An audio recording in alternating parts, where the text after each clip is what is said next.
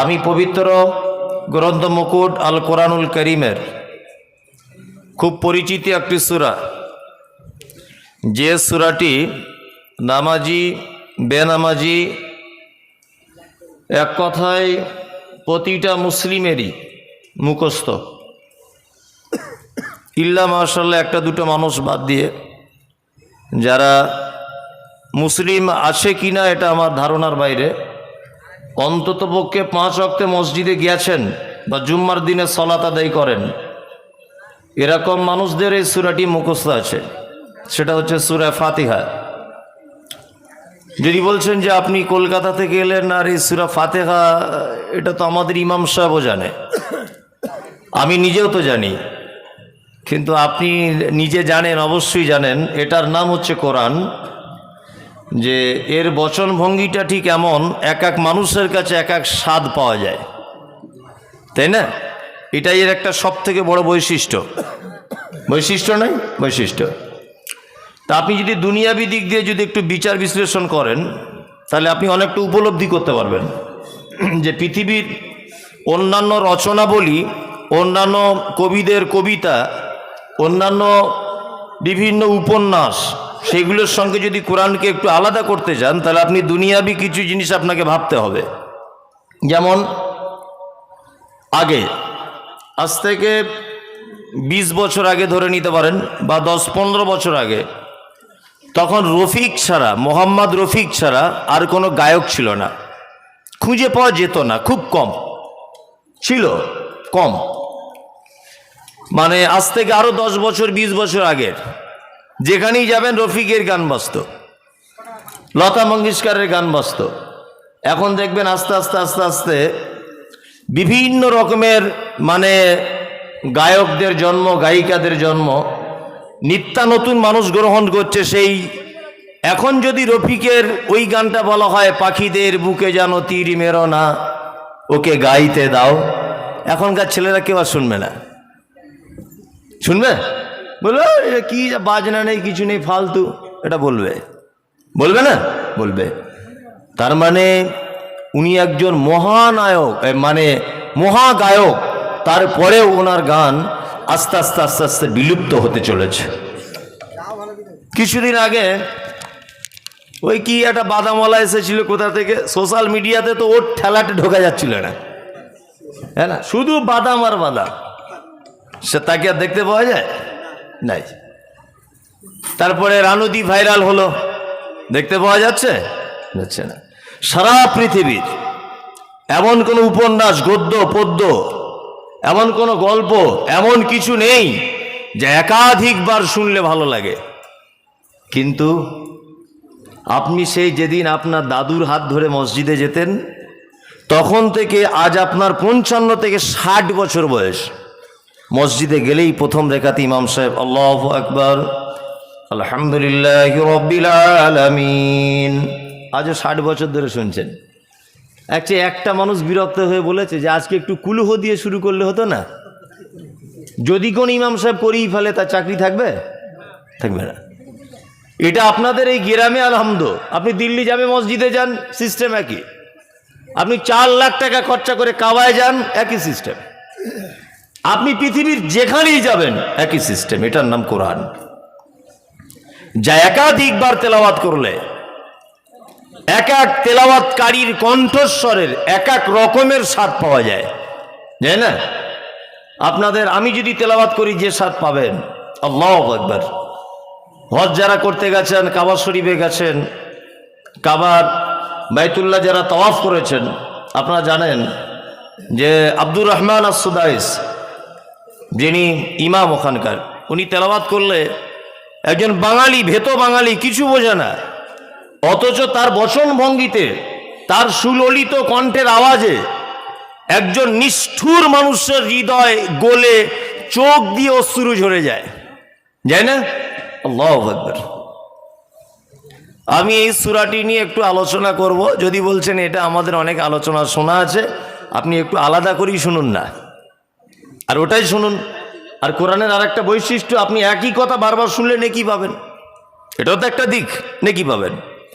সর্বপ্রথম এই সূরাটার গুরুত্ব মহত্ব সম্পর্কে আমি একটা কথা বলে দিই, এগুলো আপনাদের প্রত্যেকেরই জানা আবশ্যক, প্রয়োজন। এক, এই সূরাটির পবিত্র আল কোরআনের প্রথম নম্বরে আনা হয়েছে, কিন্তু এটা প্রথম অবতীর্ণ সূরা নয়। আর এটা আপনারা জানেন যে আমি সুরসার করে বলি না, আগে খুব বলতাম, এখন একটা একটা করে বলি। যার ভালো লাগবে শুনবে, না হবে আস্তে আস্তে করে সুর করে কেটে পড়বে, কাউকে ডিস্টার্ব করবে না।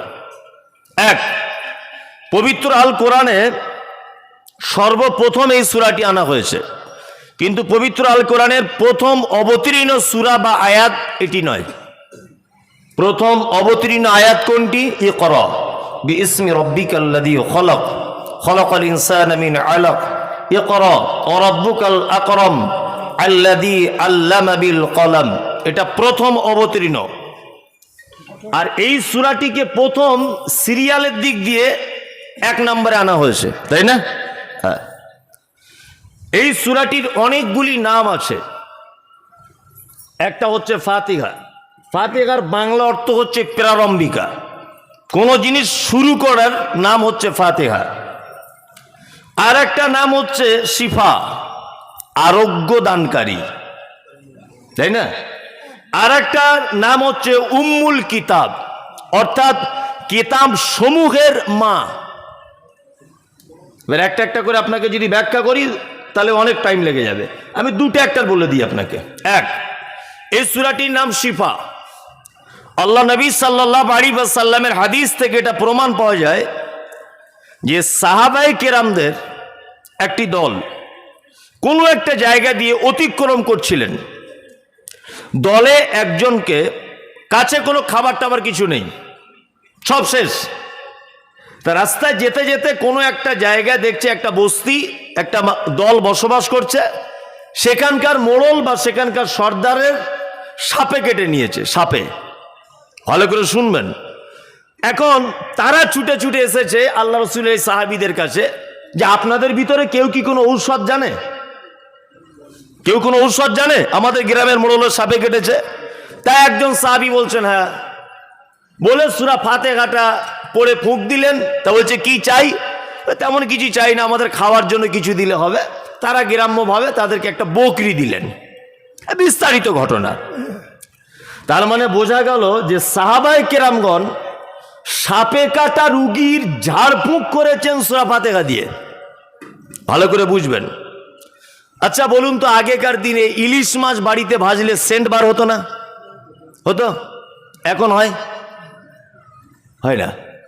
আগেকার দিনে যদি মায়েরা মাঠের বেগুন যদি বাড়িতে রান্না করতো, খেতে মধুর মতো লাগতো, তাই না?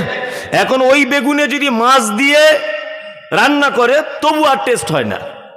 আগেকার দিনে আমার আব্বা দেখেছি প্রত্যেক সপ্তাহে 150 গ্রাম সরিষার তেল কিনে আনতো। তাই আমার মা যা রান্না করতো হাত চেটে চেটে খেতে হতো। এখন আমি নিজে সপ্তাহে 2 কেজি সরিষার তেল কিনি, তবুও রান্না আমার স্ত্রীর হাতে স্বাদ হয় না। তাহলে কি ডিফারেন্স কোন জিনিসের? এটাকে বুঝতে হবে। দেখবেন আপনারা যারা চাষি মানুষ আছেন, চাষের জমিতে দেখবেন স্প্রে করেন পোকা থেকে বাঁচার জন্য। আগে ওই পোকাটাই এই বিষটাতে মরতো। এখন এই বিষ দিলে পোকা মরা দূরের কথা, পোকা আরো গাছের উপরে উঠে ড্যান্স করে, মরে না। মরে? আচ্ছা বলুন তো, পরিবর্তন কার হয়েছে? পোকার পরিবর্তন হয়েছে না কীটনাশক অর্থাৎ বিষ কোম্পানি ভেজাল দিয়েছে? কোনটা? পোকার পরিবর্তন হয়েছে না বিষের পরিবর্তন হয়েছে? বিষের পরিবর্তন হয়েছে। ভালো করে বুঝবেন। পোকা পোকায় আছে, বিষের আগে যে পাওয়ার ছিল সে পাওয়ার কমে গেছে। তা আমাদের অবস্থা ঠিক তাই। আগে সাহাবায়ে কিরামগণ সূরা ফাতিহা পড়ে সাপে কাটা রুগীকে ঝাড়ফুঁক করে তার বিষ নেমে গেছে। এখনকার বর্তমানে কোন আলেমকে বলুন তো যে আমাকে খড়ির সাপে কামড়েছে, সূরা ফাতিহা বলে ফুঁক দেন, দেখবেন ওর বিষ মাথায় উঠে ছটপট ছটপট ছটপট করে মারা যাবে। বিষ ভালো হওয়া দূরের কথা, আর কাজ হবে বলে মনে হয়? কই আপনাকে খড়ির সাপে কেটেছে, আমি সূরা ফাতিহা বলে ফুঁক দেবো, আসুন তো দেখি, ঠিক হবে বলে মনে হয়? তো কোন জায়গায় প্রবলেম? তখন এই সূরা ফাতিহা ছিল, এখন এই সূরা ফাতিহা আছে, কাজ হচ্ছে না কেন? সেই মানুষগুলি আর নেই। তাদের মতো ইমানের জোর আমাদের নেই, তাদের মতো আল্লাহর প্রতি বিশ্বাস এটা আমাদের নেই। ফাতেহা ফাতেহার জায়গাতেই আছে, মানুষে ভেজাল ঢুকেছে, ইমানে ভেজাল ঢুকেছে, তেলে ভেজাল ঢুকেছে, পোকা পোকার জায়গাতেই আছে।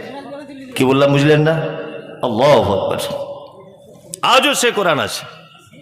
এর আর একটা নাম হচ্ছে উম্মুল কিতাব বা উম্মুল কোরআন। আপনি এই সময় ভাবতে পারেন যে মমতাজুল ইসলাম আমার শিক্ষক, আমি ছাত্র। আমি কিন্তু ঠিক শিক্ষক আর ছাত্রের মতো আপনাকে বুঝিয়ে বুঝিয়ে বলার চেষ্টা করছি। আর যদি মনে করেন না আপনি বাঁধা গদ বলে দেন, তাহলে আমার কাছে এমন বাঁধা গদ আছে, আপনার হেসে এটা ওটা করে লুঙ্গি ছিঁড়ে চলে যাবে, আপনার উঠতে মন চাইবে না। কিন্তু আমি ওটা চাইছি না, আমি চাইছি আপনি কিছু শিখুন। ভালো করে বুঝবেন, এটা একটা শেখার টাইম। আপনার এই 60 বছর বয়সে আপনি মাদ্রাসায় ভর্তি হতে পারবেন বলুন তো? নাতিপুতি হয়ে গেছে, তাহলে আপনি এখন কোথা থেকে শিক্ষা গ্রহণ করবেন? পৃথিবীর একটা এই মুহূর্তে সব থেকে বড় আশ্চর্য স্কুল আমি তো মনে করি মমতাজুল ইসলাম, তার নাম জলসা। স্কুলের নিজস্ব ইউনিফর্ম থাকে, 11টার সময় স্কুলে ঢুকতে হবে, 12টার সময় আর তোমার স্কুলে ঢোকা যাবে না, নির্দিষ্ট ফিস জমা দিতে হবে, নির্দিষ্ট পোশাক আছে, নির্দিষ্ট টাইমে টিফিন দেওয়া হবে, নির্দিষ্ট জুতো পরে স্কুলে যেতে হবে, তাই না? নির্দিষ্ট টাইমে ছুটি হবে, তার একটা রুলস থাকে না? থাকে। এটা একটা এমন স্কুল, খালি মাথাতে বসলে কেউ কিছু বলবে না, টুপি পরে বসলে কেউ বলবে না, কেউ যদি এখন আন্ডার প্যান্ট পরে বসে থাকে কেউ কিছু বলবে না। 60 বছরের বুড়ো বসতে পারে, 6 বছরের শিশু বসতে পারে, আবার 12 বছরে একজন কিশোর বসতে পারে, অশিক্ষিত লোক বসতে পারে, শিক্ষিত বসতে পারে, চোর চান্ডাল গুন্ডা মোস্তান হারামখোর সবার জন্য স্কুলের দরজা খোলা, ঠিক কিনা বলুন? তাহলে আপনি এখান থেকে কিছু শিক্ষা গ্রহণ করুন। আর যদি মনে করেন আপনি সুস্বাদ দিয়ে বলছেন না, জুত লাগছে না, তাহলে আপনার কিছু হবে না। আসলে আমাদের সমাজটা পুরো উল্টো পাতে চলেছে, একদম উল্টো পাতে। আমি সুগারের রুগী, ভালো করে বুঝবেন, আমি সুগারের রুগী। তা আমি একটা ডাক্তারের কাছে গেলাম, অরিজিনাল নয়, এটা বোঝানোর জন্য বলছি। তা একটা ডাক্তারের কাছে গেলাম, গিয়ে বললাম ডাক্তারবাবু আমার তো খুব সুগার অতিরিক্ত, তা আমি কি করব? তা ডাক্তারবাবুর নাম হচ্ছে ফটিক, গ্রামেই বাড়ি। তা ফটিক চাচা আমাকে বলছে যে মমতাজুল সাহেব আপনি তো আলেম মানুষ, ফজরের নামাজ পড়ে ঘুমাবেন না, 1 ঘন্টা করে দৌড়দৌড়ি করবেন, আর মিষ্টি খাবেন না, আলু খাবেন না, আর একটু পরিশ্রমের কাজ করুন, তাহলে দেখবেন আপনার সুগার আস্তে আস্তে নর্মাল হয়ে যাবে। আর এই 10 টাকা পাতা একটা ওষুধ দিচ্ছি, এই ঔষধটা আপনি প্রত্যেক দিনে একটা করে খাবেন, এতে 30টা ট্যাবলেট আছে, 10 টাকা পাতা 30টা ঔষধ, দেখবেন আপনি সুস্থ হয়ে যাবেন। তা আমার স্ত্রী বাড়ি এসেছে, আমার স্ত্রী আমাকে বলছে আগো ডাক্তারের কাছে গিয়েছিলে? হ্যাঁ গিয়েছিলাম তো। কোন ডাক্তারের কাছে? বলছে ফটিকের কাছে। বলছে তোমার আর মরণ নাই, ডাক্তার খুঁজে পেলে নাই, ফটিকের কাছে গেলে। তো কি বললো? ফজরের নামাজের পরে হাঁটতে বলেছে, আলু খেতে মানা করেছে, রসগোল্লা খেতে মানা করেছে, আর 10 টাকা পাতা একটা ঔষধ দিয়েছে প্রতিদিন একটা করে খেতে। আমার স্ত্রী তখন বলছে ডাক্তার ভালো না, তুমি এই শৈলেন ব্যানার্জির কাছে যাও না একবার, বহরমপুরে বসে। শৈলেন ব্যানার্জির কাছে গেলাম। কত ফিজ? 800 টাকা, 800 টাকা ফিজ। তা আমি দেখালাম আমাদের ফটিক ডাক্তারের প্রেসক্রিপশনটা, যে এই যে আমাদের গ্রাম্য ডাক্তার দেখেছে, ও দেখে ছুঁড়ে ফেলে দিয়ে বলছে ডাক্তার না ঘোড়ার ডিম, ও কিছু বোঝায়? কি কি বলেছে বলুন? আমি বললাম মিষ্টি খেতে মানা করেছে, আলু খেতে মানা করেছে, আবার ফজরের পরে উঠে চলাফেরা করতে বলেছে, ঘুমোতে মানা করেছে। ডাক্তার তখন বলছে মাসে 2 বার আপনি আমাকে দেখান, 1, 2। আমি যে ঔষধগুলো লিখছি, এই 4 পাতা ঔষধ আপনি 1 মাস খান, আপনি রসগোল্লাও খান, আলু জন্মের খাওয়া খান, ফজরের পরে হাঁটা তো দূরের কথা, নামাজ না পড়েই ঘুমান, কোনো অসুবিধা নেই, সুগার আপনার নীল হয়ে যাবে। ঔষধ আমি ফার্মেসি গিয়ে দেখলাম 1000 টাকা। তাহলে আমাকে মাসে 2 বার আসতে বলেছে, ভালো করে বুঝবেন। 800, 800, 1600 টাকা লাগলো, আর এদিকে 2000 টাকা, কত হলো? 3600 টাকা, তাই তো? 3600 টাকা হলো এর কাছে প্রত্যেক মান্থ আমার বিল, গাড়ি খরচা খাওয়া দাওয়া আলাদা, অর্থাৎ 4000 টাকা প্রতি মাসে খরচা। আর ফটিক ডাক্তার আমাকে বলেছিল 10 টাকা পাতা ঔষধ খাও, ফজরের পরে হাঁটো, মিষ্টি খেও না, আলু খেও না, একটু পরিশ্রমের কাজ করো। আচ্ছা বলুন তো কোন ডাক্তারটা আমাকে বেশি দিন বাঁচার জন্য সুপরামর্শ দিয়েছে? ফটিক। আচ্ছা এবার বলুন আমরা ভালো বলি কোন ডাক্তারকে? সত্যি কথা বলুন, হ্যাঁ বড় ডাক্তারকে, ওকেই আমরা বলি খুব ভালো ডাক্তার। তো এখন বক্তব্যটা ঠিক এরকম ব্যাপার হয়ে গেছে। একটু মারাত্মক এটা ওটা করে বললে মনে হয় খুব ভালো লাগে। জি না, আমি আপনার বাঁচার জন্য কিছু শিক্ষা দিতে এসেছি। নাম্বার 2, এর একটা নাম হচ্ছে উম্মুল কিতাব, অর্থাৎ কেতাবের মা। আচ্ছা, আপনারা এটা জানেন যে কাবাকে বলা হয় উম্মুল কুরা, তাই না? মানে গ্রাম সমূহের সেন্টার। ভালো করে বুঝবেন, শব্দের অর্থ হচ্ছে সেন্টার। আরবিতে মাকে কি বলা হয়? উম্মুন, তাই না? মাকে বলা হয় কেন? মা হচ্ছে একটা পরিবারের সেন্টার। আমার বেটা আছে, আমার বেটার বেটা আছে, তারও বেটা আছে। এই সমস্ত বেটাদের সিরিয়াল যদি আস্তে আস্তে ব্যাপে ঘুরে ঘুরে ঘুরে ঘুরে যদি আসেন, আমার বেটা কার পেটে ছিল? আমার স্ত্রী পেটে ছিল। আমি কার পেটে ছিলাম? মায়ের পেটে। ওই জন্য আরবিতে বলা হয় মানে মা, অর্থাৎ সেন্টার। সূরা ফাতিহাতে আল্লাহ সুবহানাহু ওয়া তাআলা শব্দ ব্যবহার করছেন। এর একটা নামের মধ্যে একটা নাম হচ্ছে উম্মুল কিতাব, অর্থাৎ হচ্ছে কিতাবের মা। মা মানে এটা ভাববেন না যে গোটা কোরআন মাজিদ মনে হয় সূরা ফাতিহার পেটের ভিতরে ছিল, এটা ভাববেন না। এটা আপনারা জানেন যে পবিত্র আল কোরআনে ছোট্ট একটি 3টি আয়াত বিশিষ্ট একটি সূরা আছে। এক, কুল হুয়াল্লাহু আহাদ আল্লাহুস সামাদ লাম ইয়ালিদ ওয়া লাম ইউলাদ ওয়া লাম ইয়াকুল লাহু কুফুয়ান আহাদ। 4টি আয়াত। এই সূরাটি যদি আল্লাহর নবী বলছেন কেউ 3 বার যদি তেলাওয়াত করে, পরিপূর্ণ কোরআন মাজিদ একবার শেষ করে দিলে যত নেকি তত নেকি তার আমলনামাতে লিখে দেওয়া হয়। যদি টাইম কম থাকে কালকে বলবেন সুবহানাল্লাহ। টাইম আছে? এটা যদি বাংলাদেশের প্যান্ডেল হতো তো সুবহানাল্লাহ কার বলে বুঝতে পারতেন। এত বড় একটা কথা শুনলেন, আল্লাহ নবী এত বড় অফার দিচ্ছেন, 3 বার কুলহু সূরাটা পড়লে কোরআন মাজিদ একবার শেষ করলে যত নেকি তত নেকি পাওয়া যায়। এত মারাত্মক একটা কথা বললেন, আপনি স্বতঃস্ফূর্তভাবে একবার সুবহানাল্লাহ বলতে পারলেন না? আল্লাহু আকবার। এখন আর বলার প্রয়োজন নেই, ওই ফেরেশতারা বুঝতে পেরে গেছে। এখন ঘটনা হচ্ছে এই এত মর্যাদাশীল একটা সূরা 3 বার তেলাওয়াত করলে কোরআন মাজিদ গোটা তেলাওয়াত করলে যত নেকি তত নেকি পাওয়া যায়।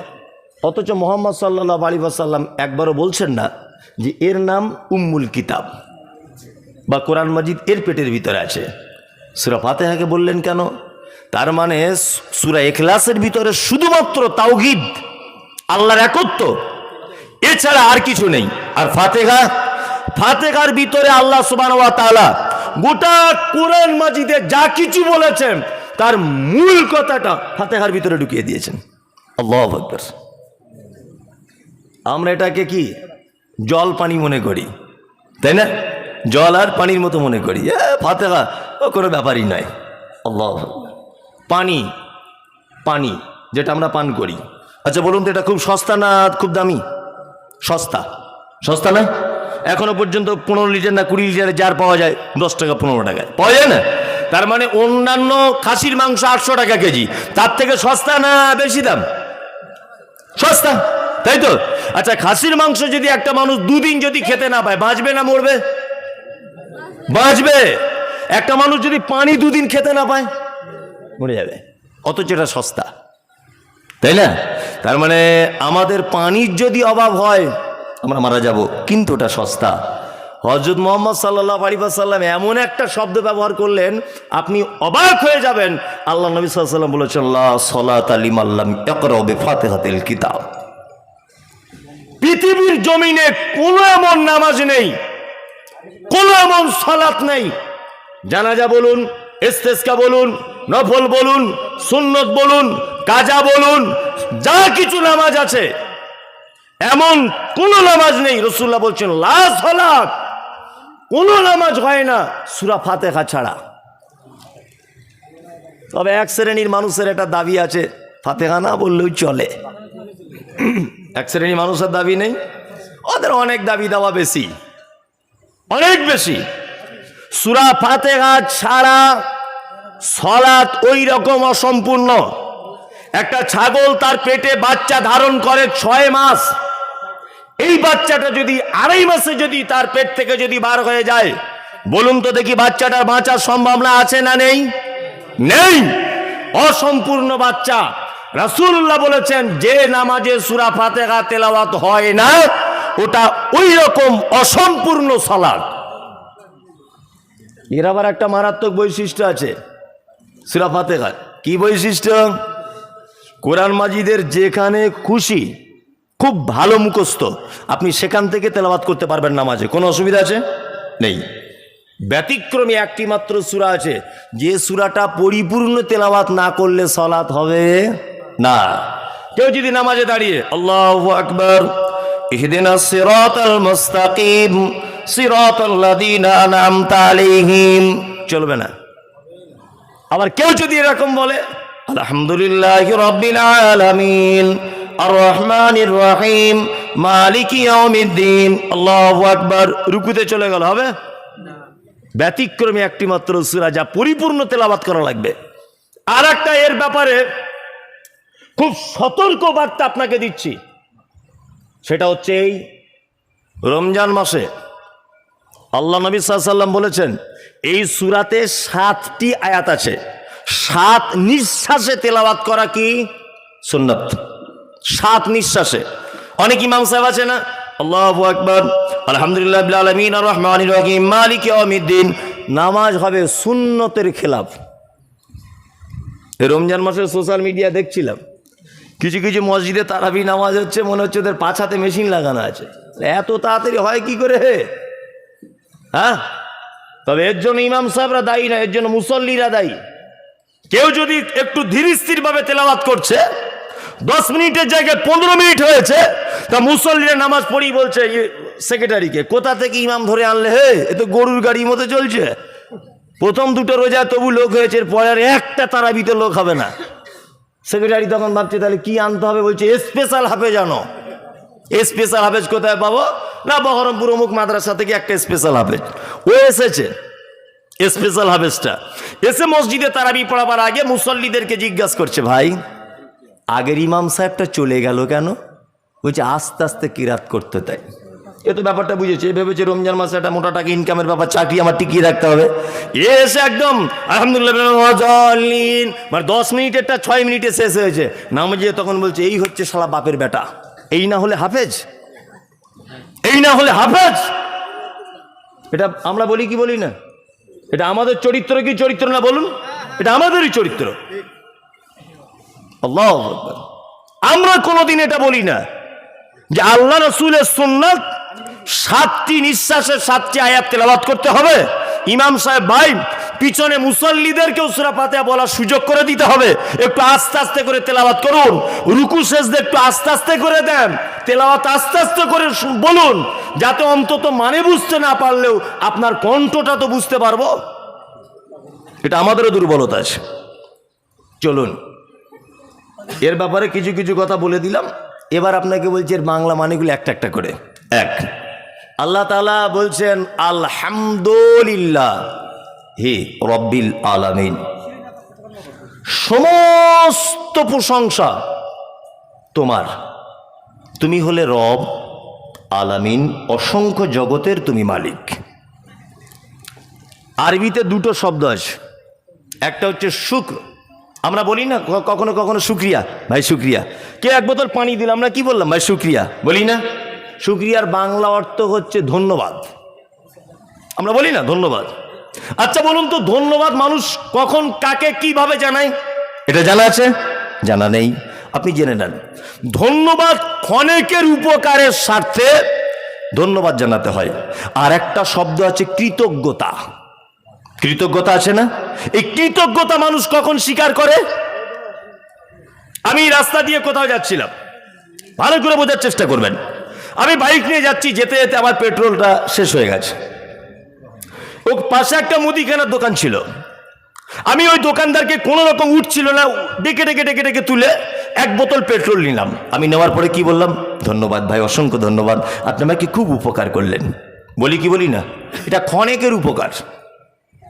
আপনি 30 বছর যাবত বাপের জমি জায়গা বিক্রি করে চাকরি হচ্ছিল না, লেখাপড়া অনেক শিখে বসে আছেন, আমি একটা সই করে দিয়েছি বলে আপনার চাকরি হয়ে গেছে, আপনি স্কুলের মাস্টার। আচ্ছা বলুন তো, পেট্রোল যিনি দিয়েছেন আমাকে গাড়িতে, উনি ক্ষণেকের জন্য উপকার করলেন না দীর্ঘ লং টাইমের জন্য উপকার করলেন? কোনটা? ক্ষণেকের জন্যে, সামনে আবার পেট্রোল পাম্প পেয়ে যাব। কিন্তু ওর যে চাকরি হচ্ছিল না, 30 বছর মানে ঘষে ঘষে ঘষে ঘষে পাচার চামড়া ক্ষয় হয়ে গেল, আমার একটা সিগনেচারের কারণে ওর লাইফটাই বেড়ে গেল। আচ্ছা বলুন তো, ও আমাকে ধন্যবাদ জানাবে না চিরকৃতজ্ঞতা আমার উপরে? কোনটা? কৃতজ্ঞতা। আল্লাহ সুবহানাহু ওয়া তাআলা এখানে একটা শব্দ ব্যবহার করতে পারতেন, শুকর। হ্যাঁ, আল্লাহ তাআলা বলছেন হামদ। হামদ একটা ব্যাপক প্রশংসাসূচক শব্দ, মানে যেখানে যার উপরে যাকে দেখলে মাথা তুলে কথা বলা যায় না। আজকে যে ছেলেটা চাকরি বাকরি পেয়েছে, সে আজকে কোটি কোটি কোটি কোটি টাকা ইনকাম করছে, আমার একটা সিগনেচারে তার চাকরিটা হয়েছিল। বলুন তো, কোটি টাকার মালিক হলেও, আমার থেকে উচ্চ শিক্ষিত হলেও, আমার সামনে দাঁড়িয়ে জীবনে কোনোদিন মাথা তুলে কথা বলতে পারবে? পারবে? পারবে না। কৃতজ্ঞতা। আল্লাহ সুবহানাহু ওয়া তাআলা হামদ শব্দটা ব্যবহার করছেন, আলহামদুলিল্লাহ। আচ্ছা, এইবার আপনাকে আর একটা কথা বলি, সমস্ত প্রশংসা এটা আল্লাহর হবে কেন? কেন আল্লাহর হবে না? তো সমস্ত প্রশংসা আল্লাহর হতে যাবে কেন? এক, আমি মুমতাজুল ইসলাম, আমি একটা ফার্নিচারের ভালো মিস্ত্রি, ধরে নেন আপনি। তা আমি একটা ময়ূরের ডিজাইন একটা বক্স খাট তৈরি করেছি, তাই তো? আচ্ছা বলুন তো, বক্স খাটটা আমি দোকানে রেখে দিয়েছি, সবাই বলছে হেভি হেভি, দারুণ লাগছে দারুণ লাগছে। আচ্ছা বলুন তো, এই খাট যে বানিয়েছে, অ্যাকচুয়ালি প্রশংসাটা তো ডিজাইনটা যে করেছে তারই তো হওয়া উচিত, উচিত কিনা বলুন? হ্যাঁ উচিত, ইয়েস। তাহলে এখানে আল্লাহর প্রশংসা আসবে কেন? ওই খাটটা দেখেও কেন আল্লাহর প্রশংসা করতে হবে? আবার আমি মুমতাজুল ইসলাম একটা গাড়ি কিনেছি 1 কোটি টাকা দিয়ে, 1 কোটি টাকা গাড়ি আমি কিনেছি 1 কোটি টাকা দিয়ে, ড্রাইভার আমার, বেতন দেওয়া 30,000, পেট্রোল আমি নিজের টাকাতে ভরি।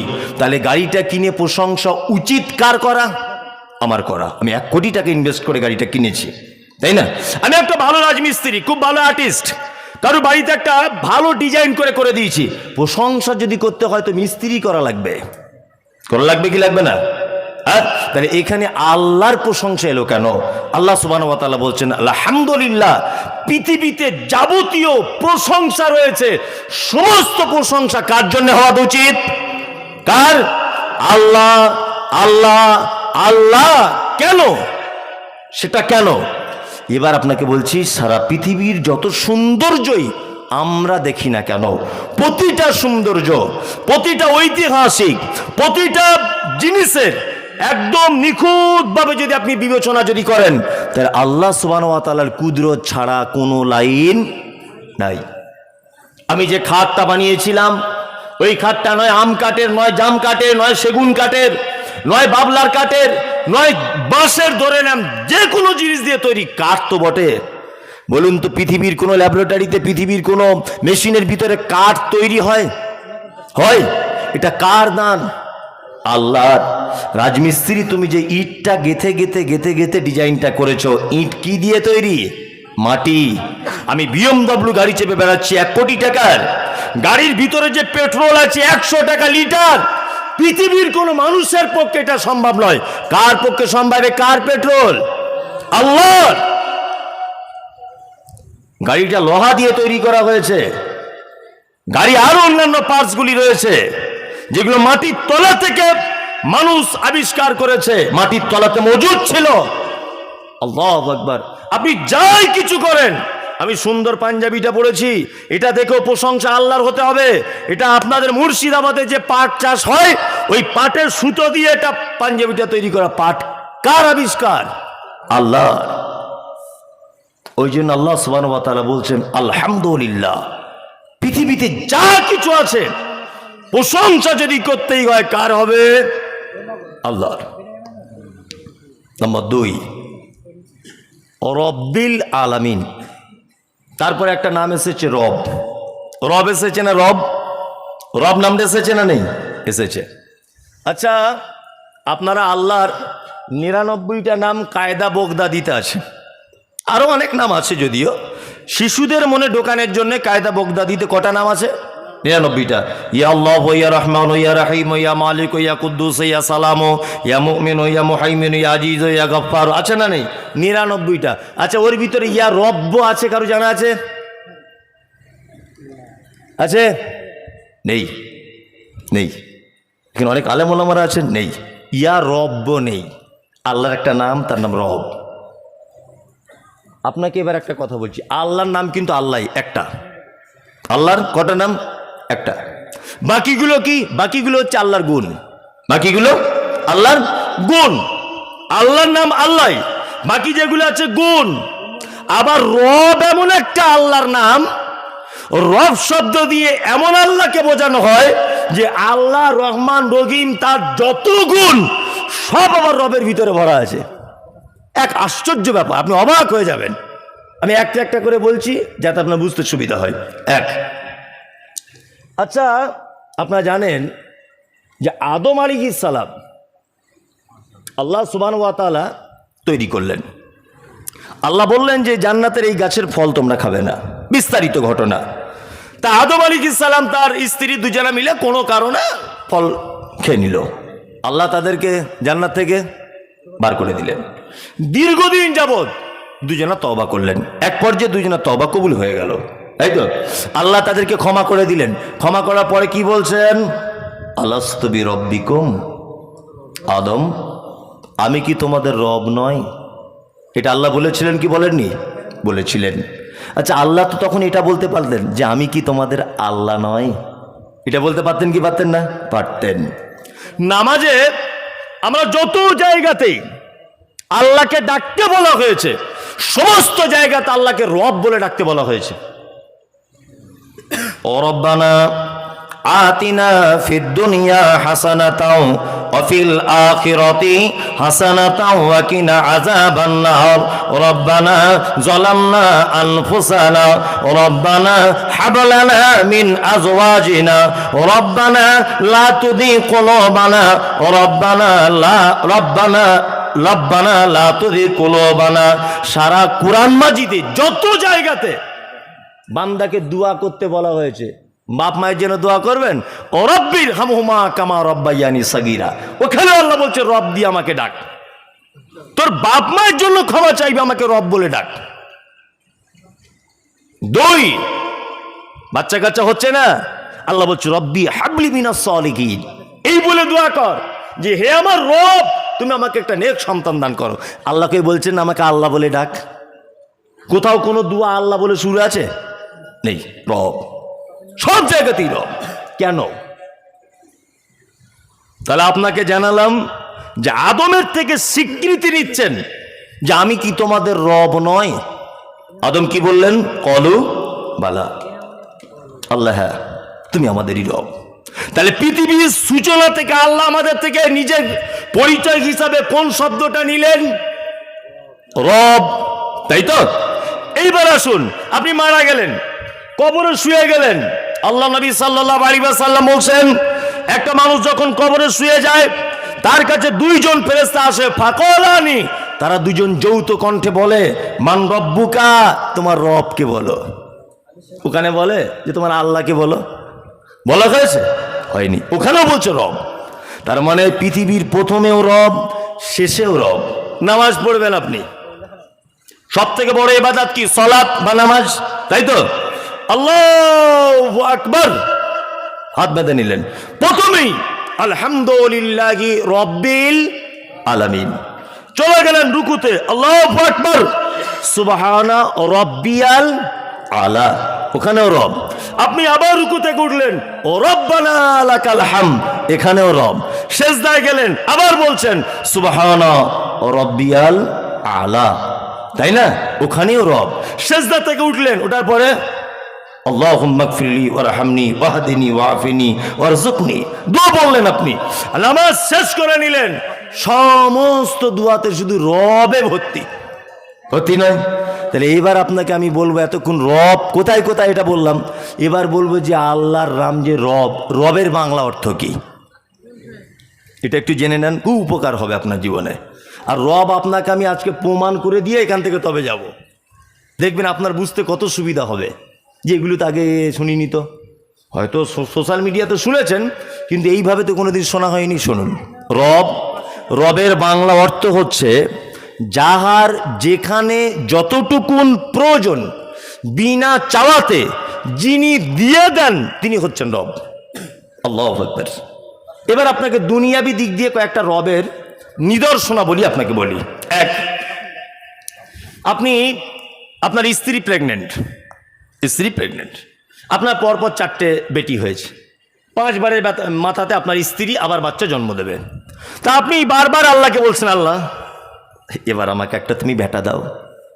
আপনার মাও দোয়া করছে, আল্লাহ আমার বড় ছেলের এবার একটা বেটা দাও। আপনার শাশুড়ি দোয়া করছে, আল্লাহ আমার বড় মেয়েটার পরপর 4টে বেটি, একটা বেটা দাও আল্লাহ।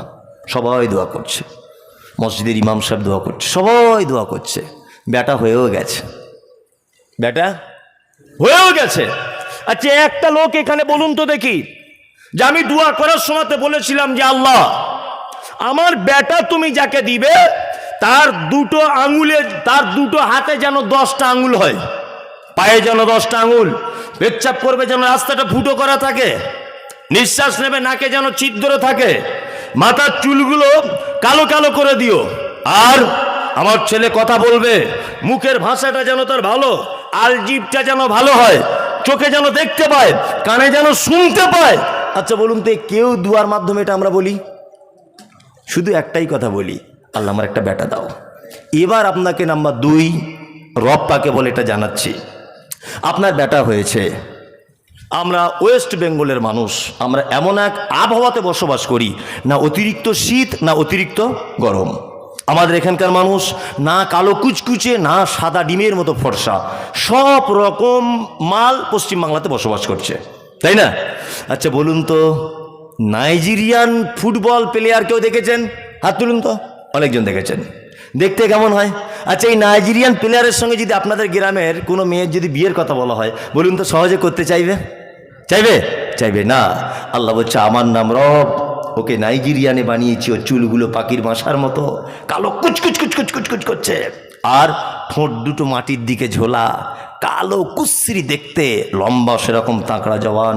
তোকে যদি আমি এই মুর্শিদাবাদের মাটিতে এইরকমভাবে তৈরি করে দিতাম, তাহলে কোনো মেয়ে তোর পাখির বাসার মতো চুল হলে বিয়ে করতে চাইতো না। আমার নাম রব, এটা আমার জ্ঞান আছে। তোকে ওয়েস্ট বেঙ্গলের মুর্শিদাবাদ জেলার এই এলাকার আবহাওয়া অনুযায়ী তোকে বানানো হয়েছে। নেপাল, আমরা নেপালে যাই, নেপালের মেয়েদের দেখবেন নাকগুলো এরকম চ্যাপটা, দেখেছেন না নেপালের? আচ্ছা আমাদের এখানকার কোনো মেয়ের যদি নেপালের মতো এরকম নাক হয়, কোনো ভালো হ্যান্ডসাম ছেলে বিয়ে করতে চাইবে না। আল্লাহ জানে তোকে মুর্শিদাবাদে পাঠিয়েছি, নেপালের মতো নাক দিলে হবে না। অথচ নেপালে যাদেরকে পাঠিয়েছি ওদের নাক সবার একই রকমের, ওখানে কোনো প্রবলেম নেই। আল্লাহু আকবার। আল্লাহর নাম কি? রব। যার যেখানে যতটুকুন প্রয়োজন বিনা চাওয়াতে যিনি দিতে পারেন তিনি কে? রব। আল্লাহ জানে ও পশ্চিম বাংলার মাটির মানুষ, আপনাকে রব দেখাচ্ছি আমি। একথা বহুবার আমি সোশ্যাল মিডিয়াতে বলেছি, তবে আপনাদের এলাকাতে কোনোদিন আসেনি, ওই জন্য আপনাকে আবার বলছি। আপনার কাছে নতুনত্ব হতে পারে, কিন্তু আমি দীর্ঘদিন যাবৎ বলে আসছি। এখানে কেউ দার্জিলিং বেড়াতে গেছেন?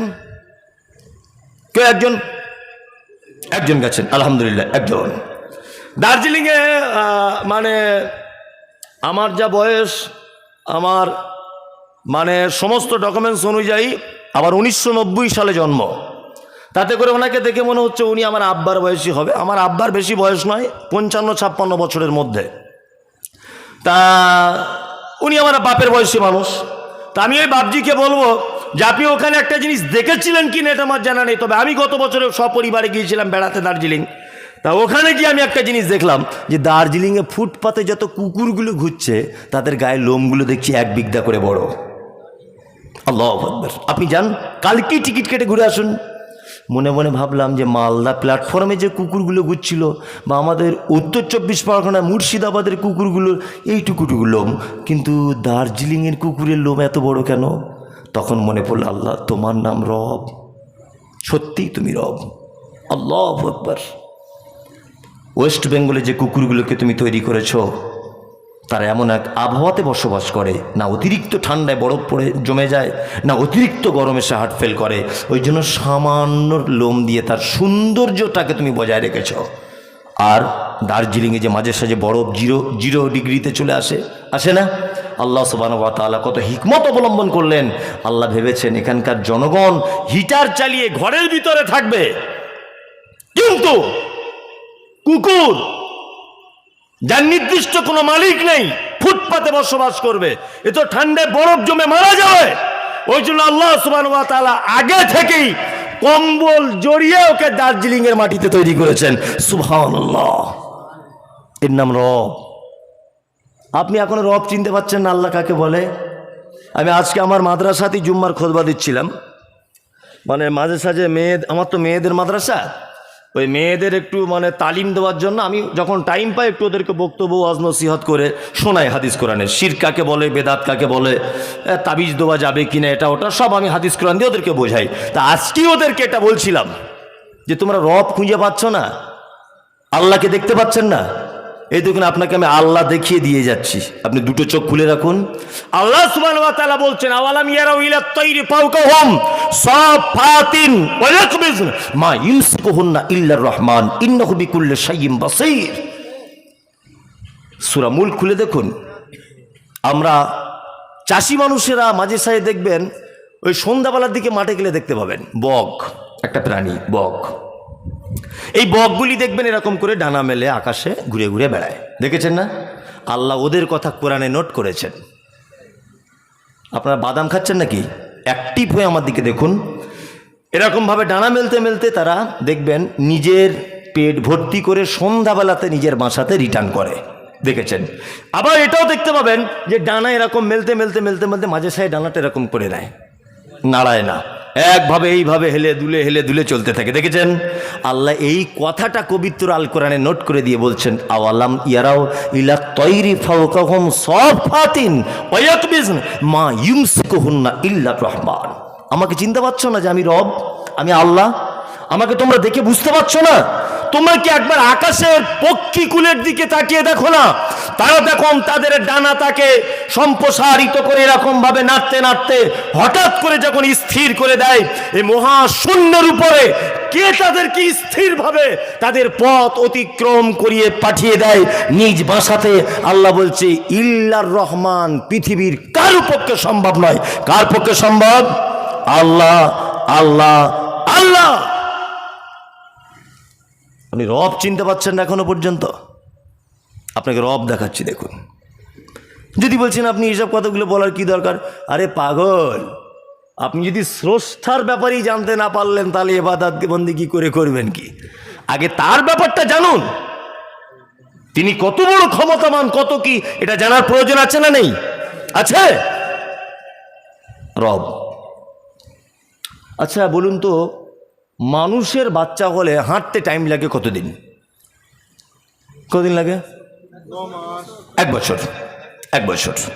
আচ্ছা বলুন তো, এবার একটা গরুর বাচ্চা হলে কতদিন হাঁটতে টাইম লাগে? একদিন নয়, মোটামুটি 2 ঘন্টা বা 1 ঘন্টা।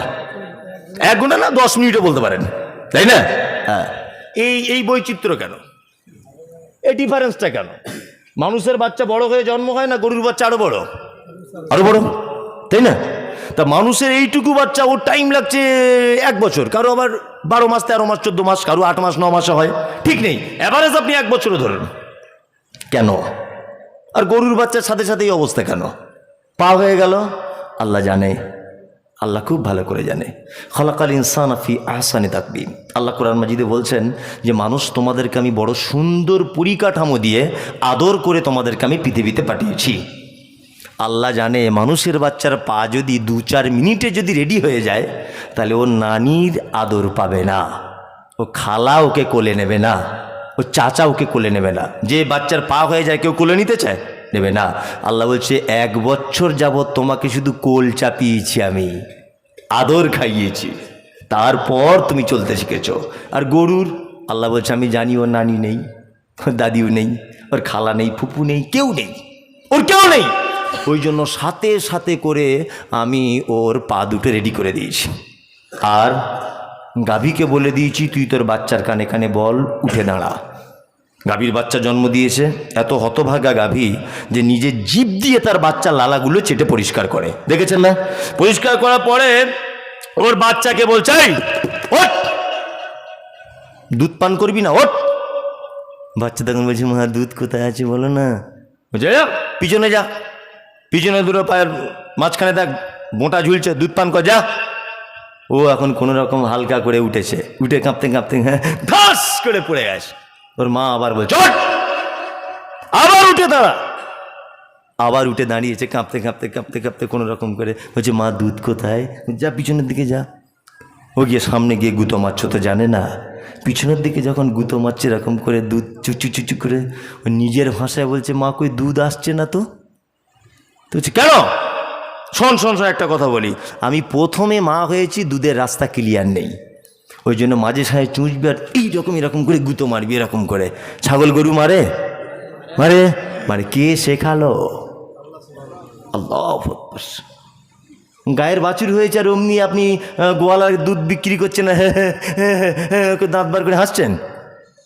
ওখানে আপনি আল্লাহকে দেখতে পাচ্ছেন না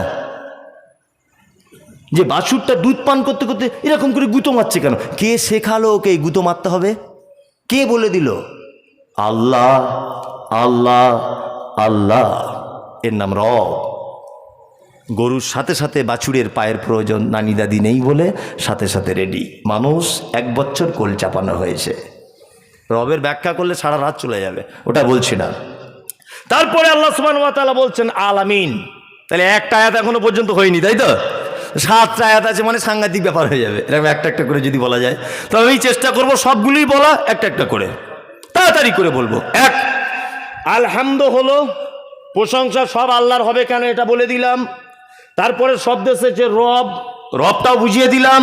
এবার এসেছে আলামিন, আছে না নেই? এবার আপনাকে একটা যুক্তিসঙ্গত কথা বলি। আনন্দবাজার পত্রিকায় কাল সকালে বা গতকাল দিয়েছিল যে মাটির তলাতে কিছু মানুষ খুঁজে পাওয়া গেছে, তাদেরও জলসা হয়। তাদেরও নাম আবদুল্লাহ, তাদেরও নাম মনিরুল মোল্লা, তাদেরও নাম খাইরুল, তাদেরও নাম সালমান, তাদেরও বউ আছে, তাদেরও নাঙল আছে, তারাও চাষবাস করে, তারাও ব্যবসা বাণিজ্য করছে, ঘর বাড়ি রং টং সব করা আছে। মাটির তলাতে লোক খুঁজে পাওয়া গেছে। আচ্ছা বলুন তো আপনারা আশ্চর্য হবেন কি হবেন না? কারা কারা আশ্চর্য হবেন হাত তুলুন তো। কারা কারা? কিছু লোক তুলছে না ভয়ে যে যদি গোলমাল হয়ে যায়। হ্যাঁ, খুব চালাক লোক। যারা যারা হাত তোলেননি এরাই ঠিক আছে, হাত যারা তুলেছেন ভুল করেছেন। আপনি যদি হাত তুলে দিতেন তাহলে কোরআনের এই আয়াতটা অস্বীকার করা হতো। আল্লাহ সুবহানাহু ওয়া তাআলা বলছেন আলামিন, অসংখ্য জগতের মালিক আমি।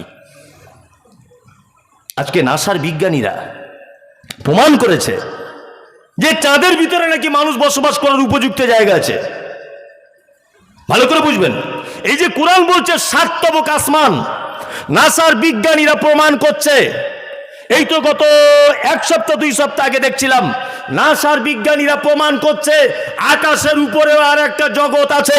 সে জগতে অক্সিজেন পাওয়া গেছে, সে জগতেও সূর্য উঠছে ডুবছে, সেই জগতেও চাঁদ উঠছে ডুবছে, সে জগতেও সবকিছু মানুষ উপযুক্ত বসবাস করার জায়গা। নাসার বিজ্ঞানী তুমি বললেই কি আর না বললেই কি, আমরা মুসলিম না। অন্ততপক্ষে আল্লাহ যে কোরআন মাজিদে বলেছেন যে আসমান আছে 7টা, এটা বিজ্ঞানীরা প্রমাণ করলেও বিশ্বাস করব, না করলেও, বিজ্ঞানীরা বিশ্বাস বললেও করব, না করলেও করব। কারণ আল্লাহ বলেছে আলামিন, অসংখ্য জগতের মালিক আমি।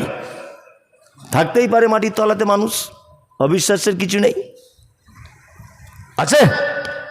এই তারপরে একটা আয়াত শুরু হচ্ছে আবার, দ্বিতীয় আয়াতটা কি? আর রহমানির রহিম।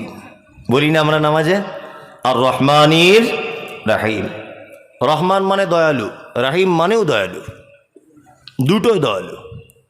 আচ্ছা দুটো দয়ালু নামে এক জায়গায় আনা হলো কেন? এটাও তো একটা ব্যাপার আছে। হ্যাঁ, আল্লাহ অন্য কিছু ব্যবহার করতেন শব্দ, দুটো এক জায়গায় করলেন কেন? আপনি অবাক হয়ে যাবেন। শুনুন, এ মোটামুটি দান করে, এ তো মনিরুল, এর নাম মনিরুল মোল্লা, তাই তো? এ মোটামুটি দান করে। আমরা কি বলি সাধারণ ভাষায়? দানি বলি না, দানি। আচ্ছা, এ বছরে 2 লাখ টাকা দান করে ধরে নেন।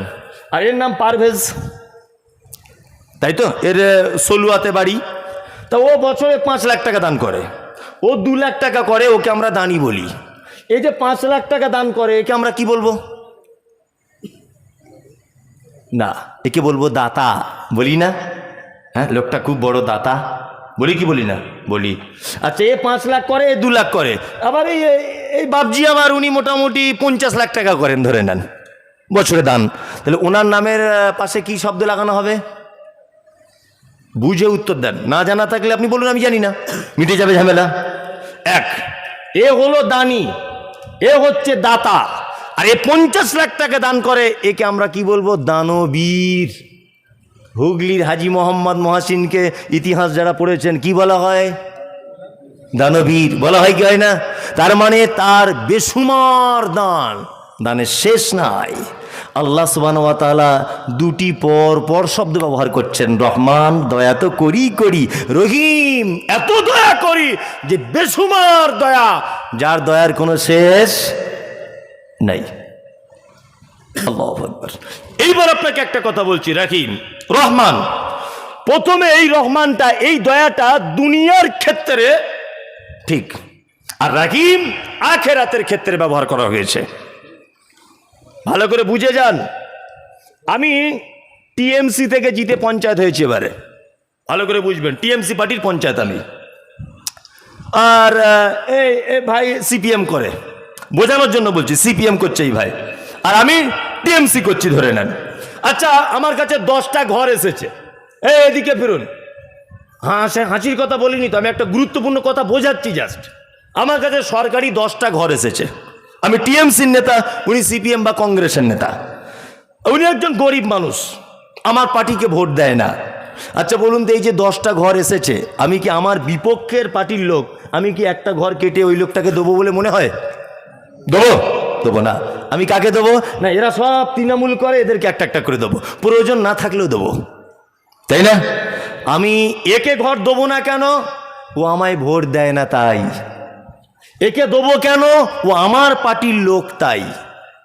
আল্লাহু আকবার। তার মানে আমি দয়ালু নয়, আমি স্বার্থপর।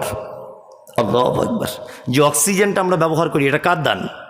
আল্লাহ দান।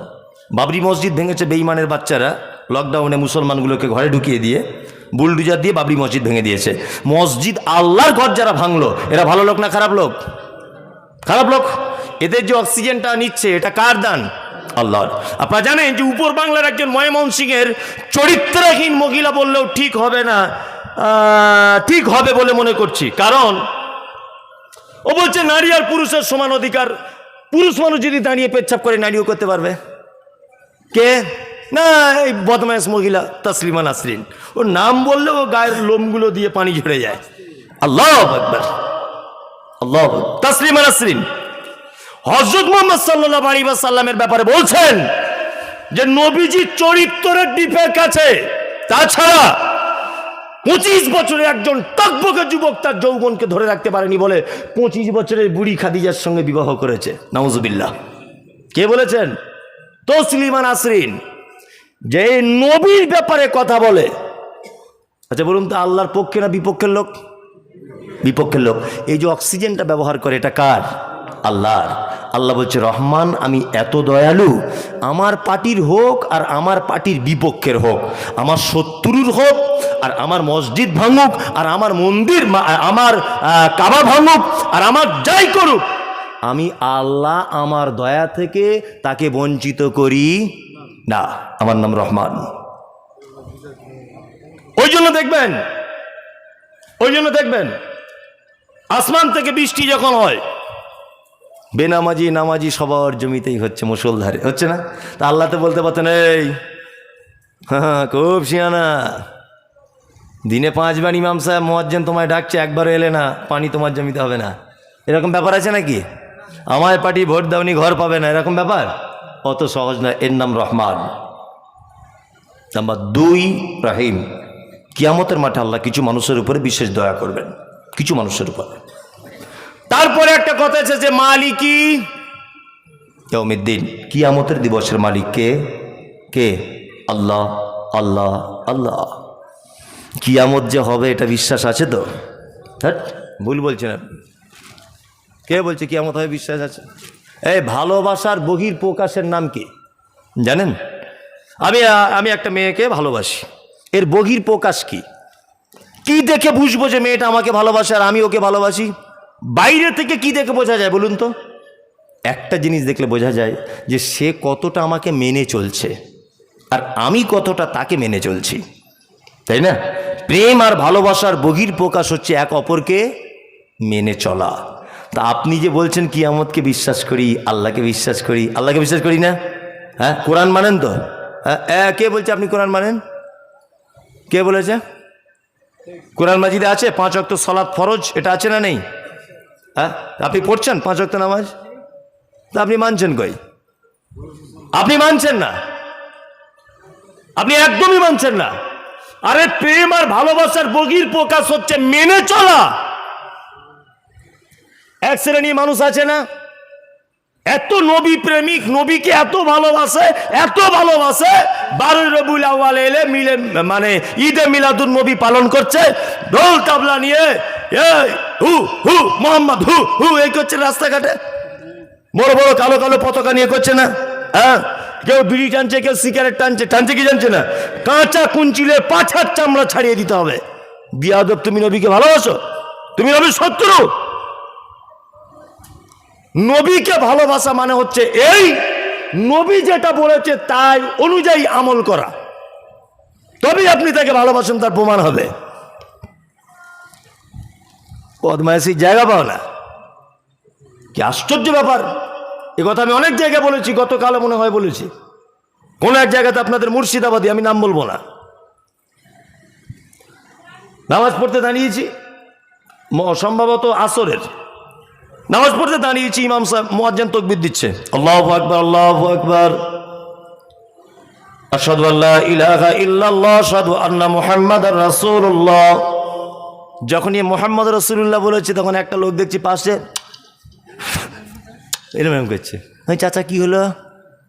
তো বলছে তুমি নবীকে ভালোবাসো না? আমাকে বলছি, হ্যাঁ বাসি। নবীকে আবার ভালোবাসবে না? তাকে না ভালোবাসলে তো ঈমান পূর্ণতা লাভ করবে না, তাকে তো ভালোবাসতেই হবে। বুঝছি, তাহলে তুমি নবীর নাম শুনে করছো না? কই চাচা তুমি এটা কোথায় পেলে? বলছে কেন পেতে হবে আবার? আমাকে বলছে পেতে হবে। বলছি নবীর নাম শুনলে কবার বলো, এরকম করো, এরকম। বলছে মিনিমাম 3 বার তো করি, শর্টকাটে হলে 3 বার, টাইম পেলে 10 বার। আমি তাহলে বলো তো চাচা, আল্লাহ বড় না নবী বড়? বলছি বাচ্চা ছেলের মতো প্রশ্ন করছেন আপনি। ছি ছি ছি ছি ছি, এটা কোটি কোটি কোটি কোটি কোটি কোটি গুণ বড় আল্লাহ। আমাকে বলছি কোটি কোটি গুণ বড় আল্লাহ, এটা আবার প্রশ্ন করা যায়? আল্লাহ কোটি কোটি গুণ বড়? বাহ, তাহলে নবী যদি কোটি কোটি গুণ আল্লাহর থেকে ছোট হয়, আর ছোট মানুষটার নাম শুনলে যদি এরম 3 বার করেন আপনি, তাহলে তকবীরের এর আগে আল্লাহ শব্দ গেছে না? গেছে না? হ্যাঁ, আল্লাহু আকবার আল্লাহু আকবার কবার আল্লাহ হলো? আশহাদু আল্লাহ কবার হলো? 3 বার। ইলাহা কবার হলো? 4 বার। ও আশহাদু আন্না মুহাম্মাদান, মানে 4 বার আল্লাহর নামের পরে মোহাম্মদের নাম আসছে, তাই তো? তাহলে মোহাম্মদের নাম শুনলে যদি এরকম 3 বার যদি করেন আপনি, তাহলে আল্লাহর নামে এক একবারে তো 3 কোটি বার করা উচিত। তুমি বলছে আপনাদের যত সব বাড়াবাড়ি, আপনার নবীর দুশ্মন। চাচা তোমার মতো দুশ্মন পৃথিবীতে আর কেউ নেই, তোমার চেয়ে বড় দুশ্মন, তোমার চেয়ে নবীর নামে বড় অপবাদকারী আর পৃথিবীতে কেউ নেই। চাচা তোমার মুখে দাড়ি দেখছি না, কই? ওই যে আমার দাড়ি রাখলে কুট কুট কুট কুট করে রাখতে পারছি, তুমি নবীকে খুব ভালোবাসি। হারাম কর, তুমি দাড়ি রাখতে পারছো না। সেই নবীকে যদি তুমি ভালোবাসো, তুমি দাড়িটাকে রাখো। তুমি দাড়ি রাখতে পারছো না, তুমি গাঁটের নিচে কাপড় পরছো, মসজিদ থেকে বার হয়ে তুমি সুদের টাকা খাচ্ছ, আর মোহাম্মদের নাম শুনলে এরকম করেই তুই বুঝতে পেরে যাচ্ছ আমি ভালোবাসি। এটা ভালোবাসা নয়, এটা বদমাইশি, কখনো ভালোবাসা নয়। ভালোবাসার বহির প্রকাশ হচ্ছে মেনে নেওয়া, তার অনুযায়ী আমল করা। ঠিক মনে হচ্ছে না ভুল মনে হচ্ছে? হ্যাঁ, রাগ করবেন না যাদের হাতে দাড়ি ফাড়ি নিয়ে রাগ, আপনি রাগ করলেই কি আর না করলেই কি? আপনি তো জানেন, প্রথমেই বলেছি তো আমি শিক্ষক, আপনি এখন ছাত্র। আবার আপনারা মায়ের সাহেব চায়ের দোকানে শিক্ষক হন, মৌলভী সাহেবরা ছাত্র হয়। চায়ের দোকানে কেমন দেন বলুন তো? সাংঘাতিক। সারা মৌলভী সাহেবরা সবচেয়ে বেশি বদমাইশ। হ্যাঁ, এরা এই করে তাই করে, আমরা কোনোদিন কিছু বলি না। আমরা জানি এখন ওদের জলসা চলছে এইখানে, আমাদের কিছু বলা যাবে না শ্রোতা হিসাবে। এখন আমরাও হাদিস কোরআন থেকে বলবো, আপনি কিছু বলতে পারবেন না। তবে আমি যে আমার কথা আপনি কেটে দেন, যেই কথাটা আপনি একদম মিথ্যা বললেন বা ভুল বললেন, অবশ্যই আপনারটা সঠিক হলে গ্রহণ করব, বেঠিক হলে গ্রহণ করতে যাব না। যে কথা আপনাকে বোঝাতে চেয়েছি সেটা হচ্ছে এই, আল্লাহ তাআলা বলছেন আল্লাহ তাআলা বলছেন মালিক ইয়াউমিদ্দিন, কিয়ামতের দিবসের মালিক। এবার আপনাকে একটা কথা, আমি প্রসঙ্গ ভুলিনি, আমি জায়গাটা এসে আপনাকে বলছি। 6 ফেব্রুয়ারিতে তুরস্কার সিরিয়ার মাটিতে একটা ভূমিকম্প হয়েছে, দেখেছেন? বিজ্ঞানীরা বলছে যে পৃথিবীর মাটি থেকে 8 কিলোমিটার নিচে ভূমিকম্পের উৎপত্তি হয়েছে। আমি পেপারে পড়ে বলছি, পৃথিবীর মাটি থেকে 8 কিলোমিটার নিচে ভূমিকম্পর উৎপত্তি হয়েছে। তার ফলশ্রুতিতে মাটিগুলো কাঁপতে কাঁপতে অজস্র বিল্ডিং ভেঙে পড়ে অসংখ্য মানুষ মারা গেল। ভূমিকম্পটা হয়েছিল কতক্ষণ? 40 সেকেন্ড। আল্লাহু আকবার, 40 সেকেন্ড মাত্র এই ভূমিকম্পটা হয়েছে, অসংখ্য মানুষ মারা গেল। বাংলাদেশ সরকার ত্রাণ পাঠিয়েছে, উদ্ধার কর্মীদের পাঠিয়েছে। আমাদের সরকারকেও আমি ধন্যবাদ জানাই এই ব্যাপারটা, যে উনি মানুষ না পাঠাতে পারলেও কিছু কুকুর পাঠিয়েছিলেন। আলহামদুলিল্লাহ, কুকুররা বিশাল ভূমিকা পালন করেছে। সোশ্যাল মিডিয়াতে আপনারা দেখতে পেয়েছেন যে প্রশিক্ষণপ্রাপ্ত কুকুর গর্তের ভিতরে 2টো শিশু আটকে আছে, ওইখানে গর্তের সামনে গিয়ে ভু করে চিল্লাচ্ছে। উদ্ধার কর্মীদেরকে বলতে চাইছে এখানে 2টো শিশু লুকিয়ে রয়েছে। আল্লাহু আকবার, কুকুরের ভিতরে মানুষের জন্য মানবতা জেগে উঠেছে, কুকুরের ভিতরে মানবতা কাজ করছে। আল্লাহু আকবার। এটা দুনিয়ার ভূমিকম্প সামান্য, আল্লাহর ভূমিকম্প কেমন হবে? আল্লাহ সুবহানাহু ওয়া তাআলা বলছেন ইজা জুলজিলাতিল আরদু জিলজালাহা ওয়া আখরাজাতিল আরদু আসকালাহা। পৃথিবীর ভূমিকম্প যখন হয় এইভাবে থরথর করে কাঁপে মাটিগুলি। আল্লাহ সুবহানাহু ওয়া তাআলা বলছেন ওয়া আখরাজাতিল আরদু আসকালাহা, কিয়ামতের দিবসের ভূমিকম্প মাটির তলার নিচের ভারী সম্পদগুলিকে উপরে তুলে দেওয়া হবে। তার ঢালাই মেশিনে যেমন বালি সিমেন্ট পাথর যেমন দিয়ে ঢালাই করা হয়, নিচের মাল উপরে তোলা হয়, উপরের মাল নিচে তোলা হয়, আল্লাহর ভাষা অনুযায়ী ঠিক এই রকম অবস্থা হবে। তার নাম কিয়ামতের মাঠ। তুরস্কার সিরিয়ার মাটিতে যদি 40 সেকেন্ডের এই অবস্থা যদি ঘটে, তা আল্লাহ যে কিয়ামতের দিন এই অবস্থা ঘটাতে পারবেন, এটা বিশ্বাস আছে? নাম্বার 2, আল্লাহ পবিত্র আল কোরআনে বলছেন ইয়াউমা তারাউনাহা তাযহালু কুল্লু মুরজিআতিন আম্মা আরজাআত ওয়া তাযাউ কুল্লু যাতি হামলিন হামলাহা ওয়া তারান নাসা সুকারা ওয়া মা হুম বিসুকারা ওয়ালাকিন্না আযাবাল্লাহি শাদীদ। একটা পুরুষ মানুষ কষ্ট সহ্য করতে পারে 46 ডিগ্রি সেলসিয়াস, আর একটা নারী কষ্ট সহ্য করতে পারে 56 ডিগ্রি সেলসিয়াস। একটা পুরুষের থেকে একটা নারীর ধৈর্য ক্ষমতা বা সহ্য ক্ষমতা অনেক অনেক অনেক গুণে বেশি। আল্লাহ সুবহানাহু ওয়া তাআলা বলছেন ইয়াউমা তারাউনাহা তাযহালু কুল্লু মুরজিআতিন আম্মা আরজাআত ওয়া তাযাউ কুল্লু যাতি হামলিন হামলাহা। আল্লাহু আকবার। আল্লাহর কিয়ামতের মাঠ যেদিন হবে, ভূমিকম্প যেদিন হবে, মহিলারা তার বাচ্চা পেটের নিচ দিয়ে নেমে চলে যাবে, বুঝতে পারবে না যে বাচ্চাটা কি করে হলো। পৃথিবীতে একটা মা সব থেকে বেশি তার সন্তানকে ভালোবাসে। একটা বাচ্চা তার মায়ের আঁচল ধরে কিয়ামতের মাঠে টান দিয়ে বলবে মা একটু দুধ দাও। আল্লাহ বলছে কোরআন মাজিদে মা সেদিন বাচ্চাকে দুধ পান করাতে ভুলে যাবে, আর মানুষগুলিকে দেখতে পাওয়া যাবে সব মদ পান করেছে। আল্লাহ বলছে ওয়ালাকিন্না আযাবাল্লাহি শাদীদ ওয়া মা হুম বিসুকারা, একজনও তারা মদ পান করেনি। ওয়ালাকিন্না আযাবাল্লাহি শাদীদ, আল্লাহ বলছে আমার কঠিন আযাবের ভয়ে মানুষ মাতালের মতো করে কিয়ামতের মাঠে ঘোরাফেরা করবে। আল্লাহু আকবার। আল্লাহ তাআলা বলছেন মালিক ইয়াউমিদ্দিন, ওই কিয়ামতের দিবসের মালিককে আল্লাহ। প্রতিটা জিনিসের যেদিন হিসাব আপনাকে বুঝিয়ে দিতে হবে, প্রতিটা জিনিসের হিসাব বুঝিয়ে দিতে হবে। দুনিয়ার মায়ায় পড়ে আছেন এখন। আচ্ছা বলুন, এই সারা পৃথিবীর মালিক কে? আল্লাহ।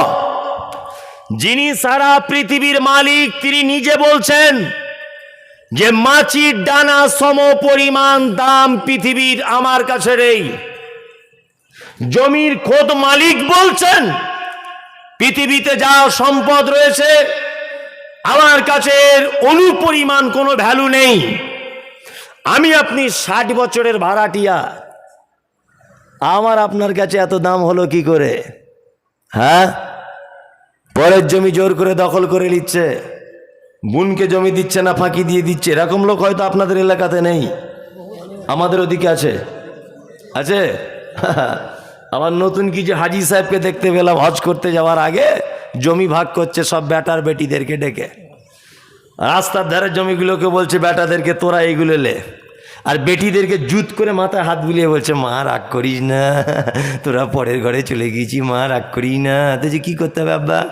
বলছে রাস্তার ফন্ডগুলো তোর বড় ভাই, তোর মেজো ভাই আর তোর ছোটো ভাই লিখ, আর তোরা ওই বিলে যেখানে পানি জমে থাকে ওই জমিগুলো তোরা 3 গুণে ভাগ করে বিচিলিয়ে চলে যা।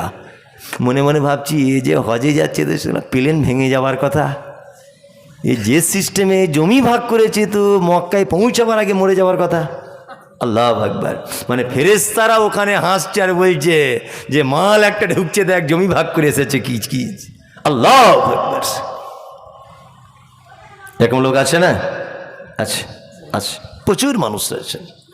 ওই জন্য আমি সবসময় একটা কথা বলি যে পৃথিবীতে যদি কাউকে জীবিত জাহান্নামী মানুষকে যদি দেখতে চাও, বেঁচে আছে লোকটা অথচ জাহান্নামী লোক, তাহলে যে তার মিরাস থেকে তার ওয়ারিসদেরকে বঞ্চিত করেছে এই মানুষটাকে দেখো জীবিত জাহান্নামী লোক।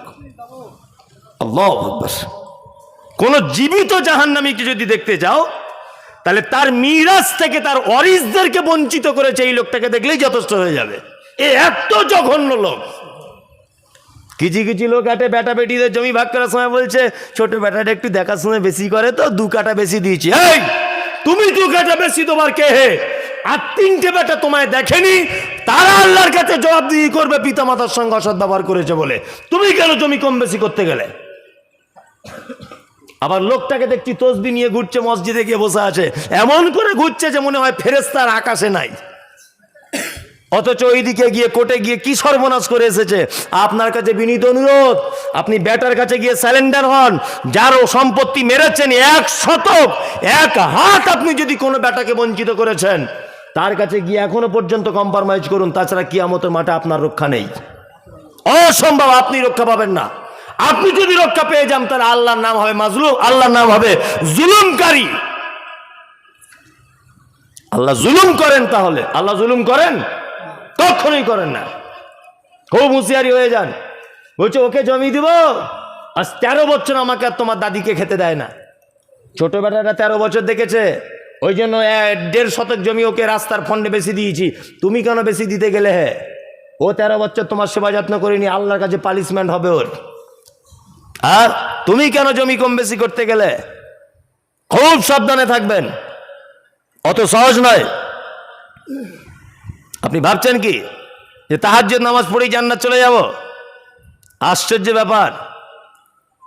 4000 টাকা দামের শাল কিনে, শীতকালে 4000 টাকা দামের শাল কিনেছে, গায়ে দিয়ে তাহাজ্জুদ নামাজ পড়ছে মসজিদের এক কোণাতে। আর রাস্তাতে যাওয়ার সময় দেখছে যে একটা পাগল ফুটপাতে বসে আছে, খালি গায়ে কাঁপছে। পাগল, পৌষ মাসের হাড় কাঁপানো শীতে। আর ও জান্নাতুল ফেরদাউস আতর মেরে সাদা সুতের মানে খুব সফট চাদর পরে তাহাজ্জুদ পড়ছে। আচ্ছা বলুন তো, ওই তাহাজ্জুদ পরে জান্নাত হবে বলে মনে হয়? হ্যাঁ, এই 4000 টাকা চাদর পরে তাহাজ্জুদ পড়ার থেকে সকালবেলা যদি বাজার থেকে 200 টাকার একটা চাদর ওই পাগলটার গায়ে পরিয়ে দিতেন, তাহাজ্জুদের থেকেও আল্লাহ বেশি খুশি হয়ে যেত। কোথায় আপনি জান্নাত খুঁজতে যাচ্ছেন? কোথায়? খুব চালাক লোক আপনি, খুব। আপনি জীবনে ভিখারিকে ভিক দেন না, অথচ ইমাম সাহেবের যেদিন পালা হয় সেদিন ইলিশ মাছ ভেজে কুপ্তা পোলাও করে দেন। কারণ এই যে ভিখারি তো বক্তব্য রাখতে পারে না, অ্যাডভার্টাইজ করতে পারে না, কিন্তু ইমাম সাহেব অ্যাডভার্টাইজ করবে মসজিদে বসে। সাইফুলদের বাড়ি পালি হলে সেদিন সাংঘাতিক আনন্দ, ওর বউ যা খাওয়ায় সাংঘাতিক ব্যাপার। এই যে অ্যাডভার্টাইজ করবে, কি বলছি বুঝতে পারছেন না? ও অ্যাডভার্টাইজ করবে ইমাম সাহেব, ফকির তো অ্যাডভার্টাইজ করবে না। ওই জন্য আপনি কোনোদিন ফকিরকে খেতে দিতে চান না। আমি মমতাজুল ইসলাম, আমি বক্তা, আপনি ঘন ঘন আমাকে ফোন করে আমার বাড়িতে একদিন দাওয়াত নেন না, কারণ আপনি আমার খাওয়াতে পারলেই কোনো একটা জলসায় আমি বলবো গল্প করতে করতে যে ওই নসিবপুরের গিয়েছিলাম আবদুল্লাহ ভাইয়ের বাড়ি, এত খাওয়া খাইয়েছে, বিশাল অ্যাডভার্টাইজ হয়ে যাবে। ও আমাকে বারবার খোঁজ নিচ্ছে, অথচ আমি হোটেলে গিয়ে প্রত্যেকদিন খাসির মাংস দিয়ে ভাত খাচ্ছি। ধরে নেন আমি ধনী লোক, বোঝানোর জন্য বলছি। আমাকে এত দাওয়াত করার ঢং কিসের? হ্যাঁ, আমি ব্যাপার বুঝি না। গাড়ি যেখানেই দাঁড় করাই, আজকেও এক জায়গায় দাঁড় করিয়েছি, ওই কাটোয়া ঘাট পার করার সময় 4 জন যুবক ছিল। আমি ঝালমুড়ি, মানে একটু সন্ধ্যাবেলার দিকে ঝালমুড়ি কিনে গাড়িতে খেতে খেতে আসি, ঝালমুড়ি কিনছে, আমার ড্রাইভার আছে, তার 4 জন লোক বলছে হুজুর একটু চা খান। বলছি কেন, আমায় কেন চা খাওয়ার কথা বলছো? ওই যে একটা পাগল বসে আছে ওখানে 4-5 দিন, আমি যখনই আসি দেখতে পাই, কেউ ওকে বলতে যাচ্ছে না? আমি তো ধনী লোক, আমি 4 চাকা করে ঘুরছি, তুমি আমাকে কেন চা খাবার কথা বলছো? তার মানে তুমি চাইছো যে আমাকে 1 কাপ চা খাওয়ালে আমি অ্যাডভার্টাইজ করবো তোমার? খুব সাবধান, জান্নাতে এমনি যাওয়া যাবে না, হিসাব করে কাজ করিয়েন। আপনি জীবনে কোনোদিন ভিখারিকে খেতে দেন না, তো ইমাম সাহেবের বাটি ওভারটেক করছে তরকারি, কারণ কি বুঝি না? কারণ ওখান থেকে আপনি অ্যাডভার্টাইজ পেতে চাইছেন। ভিখারি অ্যাডভার্টাইজ করে না, তাই ইবাদত করার আগে খুব সাবধানতা অবলম্বন করবেন। ইবাদত যেন রিয়াতে যেন পরিণত না হয়ে যায়, খুব বিপদ হয়ে যাবে। কিন্তু আল্লাহকে ভয় করুন, কিয়ামতকে ভয় করুন। মালিক ইয়াউমিদ্দিন, আল্লাহ তাআলা বলছেন কিয়ামত দিবসের মালিক। ইয়্যাকা না'বুদু ওয়া ইয়্যাকা নাস্তাঈন।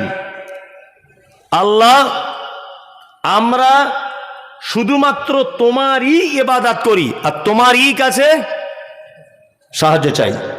ইবাদত কার জন্য করতে হবে? আল্লাহর জন্য করতে হবে।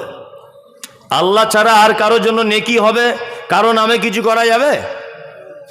তা ওই যে মাজারে দেখছি বড় বড় মুরগি আর মোরগগুলো, বড় বড় রাম ছাগলগুলো ঘুরছে, খাসিগুলো, এগুলো কারা দেয়? মানুষের ইচ্ছে। শুনুন, একটা কথা বলছি, এটা তো সহি আকীদার গ্রাম। আপনি ভাববেন না যে সব কথা মনে হয় মমতাজুল সাহেব আমাকে বলছে, না। আপনার এখানে কজন আছে? 1000 লোক নেই, 200-300 লোক আছেন, 400 লোক। এই যে ক্যামেরাগুলো দেখছেন, আগামীকাল বা এখনই দেখবেন, কাল থেকে লক্ষ লক্ষ মানুষ ঢুকবে, দেখবে। ভালো করে বুঝবেন। তাহলে সব কথা যে আপনারই জন্য বলছি এটা নয়, এদের জন্য কিছু কথা বলা হচ্ছে। এতে কিছু বেদাতি আছে না নেই? পীরপন্থী, পীর পূজারি আছে না নেই? এগুলো তাদের ধোলাই হবে। এটা আপনি ভাববেন না যে আমাদের গাঁয়ের লোককে বলতে এসেছে, না। সব কথা আমি আপনার জন্যও বলছি না, ওই শ্রোতাদের জন্য আমাদের কিছু কথা থাকে। ইয়্যাকা না'বুদু ওয়া ইয়্যাকা নাস্তাঈন। ইবাদত কার জন্য? আল্লাহর জন্য। সাহায্য কার কাছে চাইতে হবে?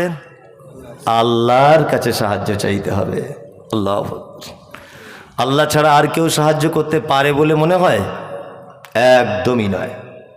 যত রকমের ছেলে হয় না, মেয়ে হয় না, রুজির অভাব, খাদ্যের অভাব, দৃষ্টিশক্তি কমে যাচ্ছে, স্মৃতিশক্তি হ্রাস হচ্ছে, হ্যাঁ, শরীরের তাকত কমে যাচ্ছে, এই যে বিস্তারিত যত রকমের অভিযোগ, কার কাছে?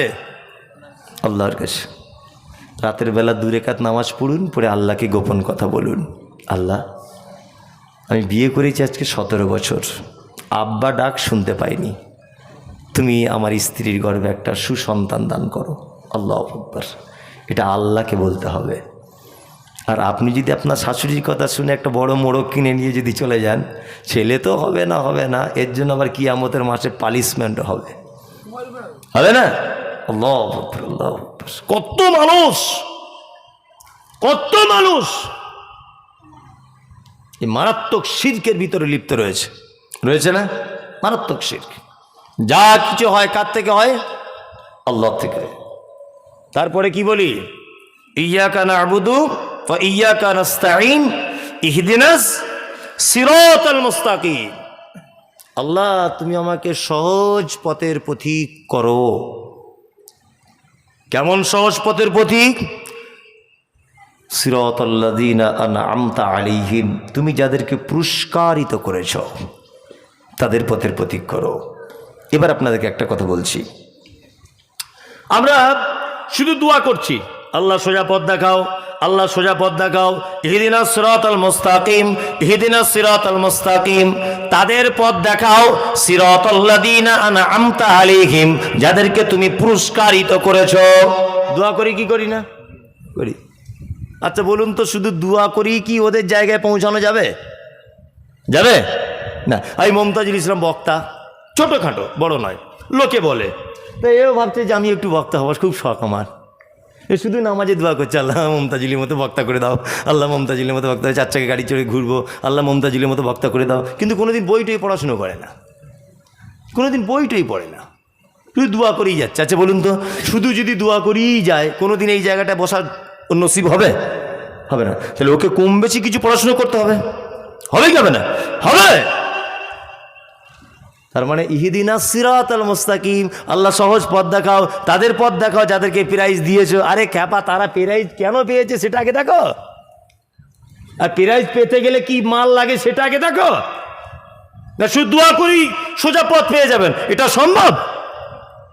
কখনোই সম্ভব নয়। আমি একজন কৃষক, আমি চাষি, আমার আব্বা অরিজিনালি একজন চাষি, আমার আব্বা নাম লিখতেও জানে না, চাষি মানুষ। আমাকে মাদ্রাসা ভর্তি করেছিল, কম বেশি পড়াশুনো করেছি, মেহনত করেছি। আমার জীবনে খুব শখ ছিল যে আমি স্টেজে বক্তব্য রাখবো, ভালো করে বুঝবেন। তা আমার তো তার জন্য প্রিপারেশন নিতে হয়েছে, চেষ্টা করতে হয়েছে, তবেই তো আজকে আমি এই জায়গাটা বসতে পেরেছি, এমনিতে হয়নি। ঠিক তেমন আপনি যদি মনে করেন আমি পুরস্কারিত ব্যক্তিদের দলে ভুক্ত হব, তাহলে আপনাকে তাদের মতো করা লাগবে কি লাগবে না? লাগবে। পুরস্কার পেয়েছে কারা? আনআমাল্লাহু মিনান নাবিয়্যিনা ওয়াস সিদ্দিকিনা ওয়াস শুহাদাই ওয়াস সালিহিন। 4টে লোক পৃথিবীতে পুরস্কার পেয়েছে। কটা? 4। নাম্বার 1, নবীগণ পুরস্কার পেয়েছেন। 2, সিদ্দিক সত্যবাদী অর্থাৎ সাহাবীগণ পুরস্কার পেয়েছেন।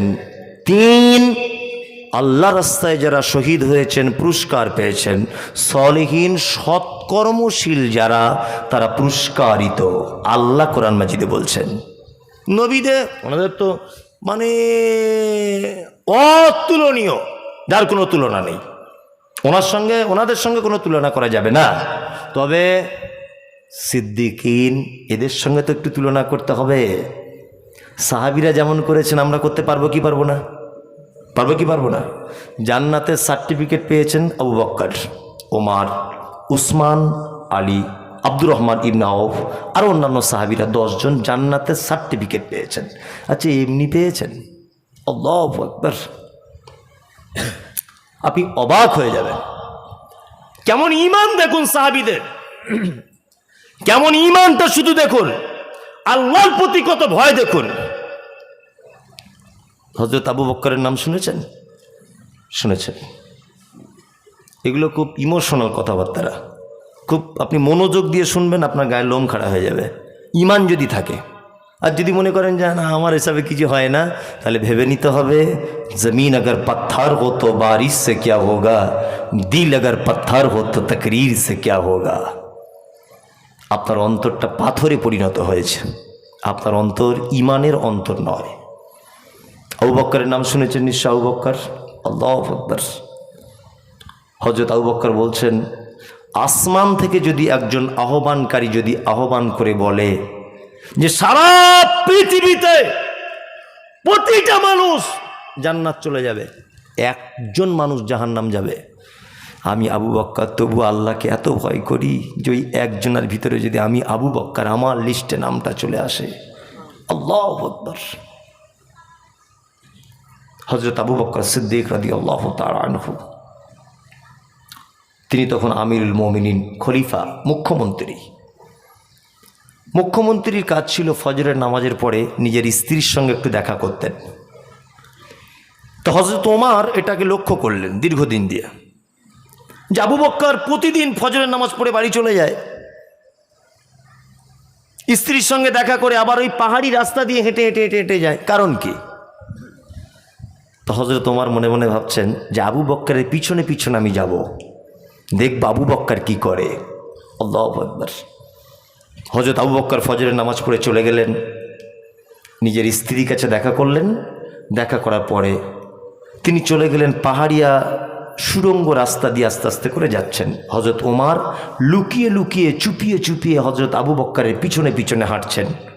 হযরত ওমর এক জায়গায় থমকে দাঁড়িয়ে গেলেন। হযরত আবু বক্করকে দেখতে পেলেন মরুভূমির এক প্রান্তে তাঁবু টাঙানো রয়েছে, একটা তাঁবুর ভিতরে ঢুকছেন হযরত আবু বক্কর সিদ্দিক রাদিয়াল্লাহু তাআলা আনহু। আবু বক্কর ঢুকলেন। হযরত ওমর অনেকক্ষণ যাবৎ দাঁড়িয়ে আছেন।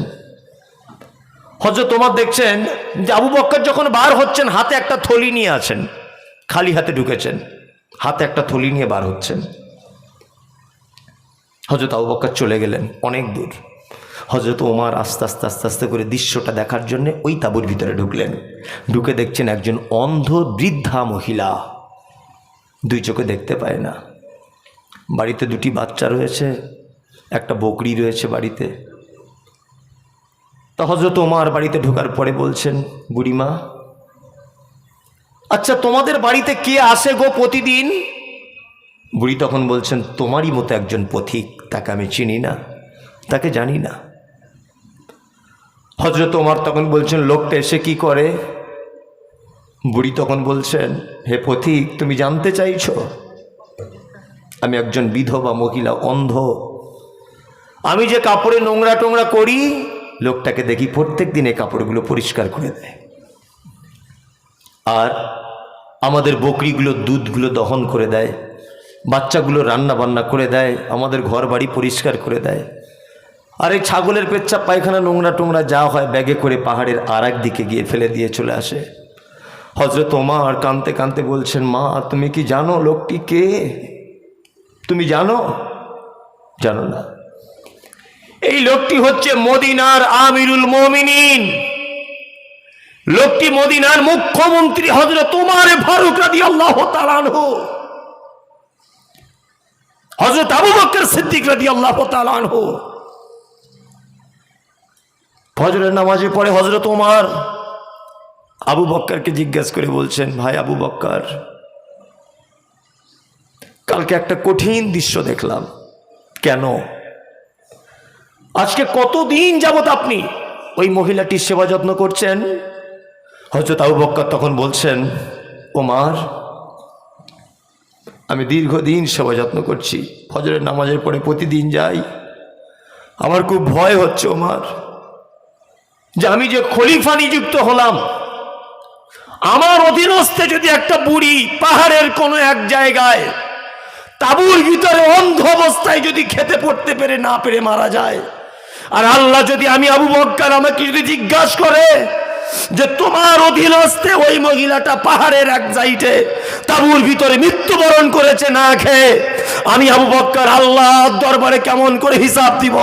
ওমর, আমি আল্লাহকে এত ভয় করি, এরপরেও আমি ভয় করছি মদিনার অলিতে গলিতে একটা বিড়াল যদি না খেয়ে মারা যায়, আমার ভয় হয় যে আমার অধীনে থাকা একটা বিড়াল না খেয়ে মারা গেল।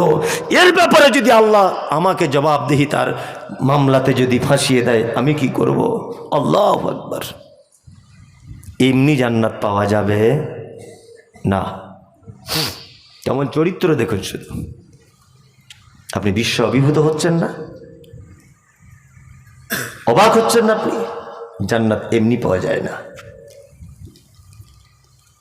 হযরত আবু হুরায়রার নাম শুনেছেন? শুনেছেন তো? শুনেছেন।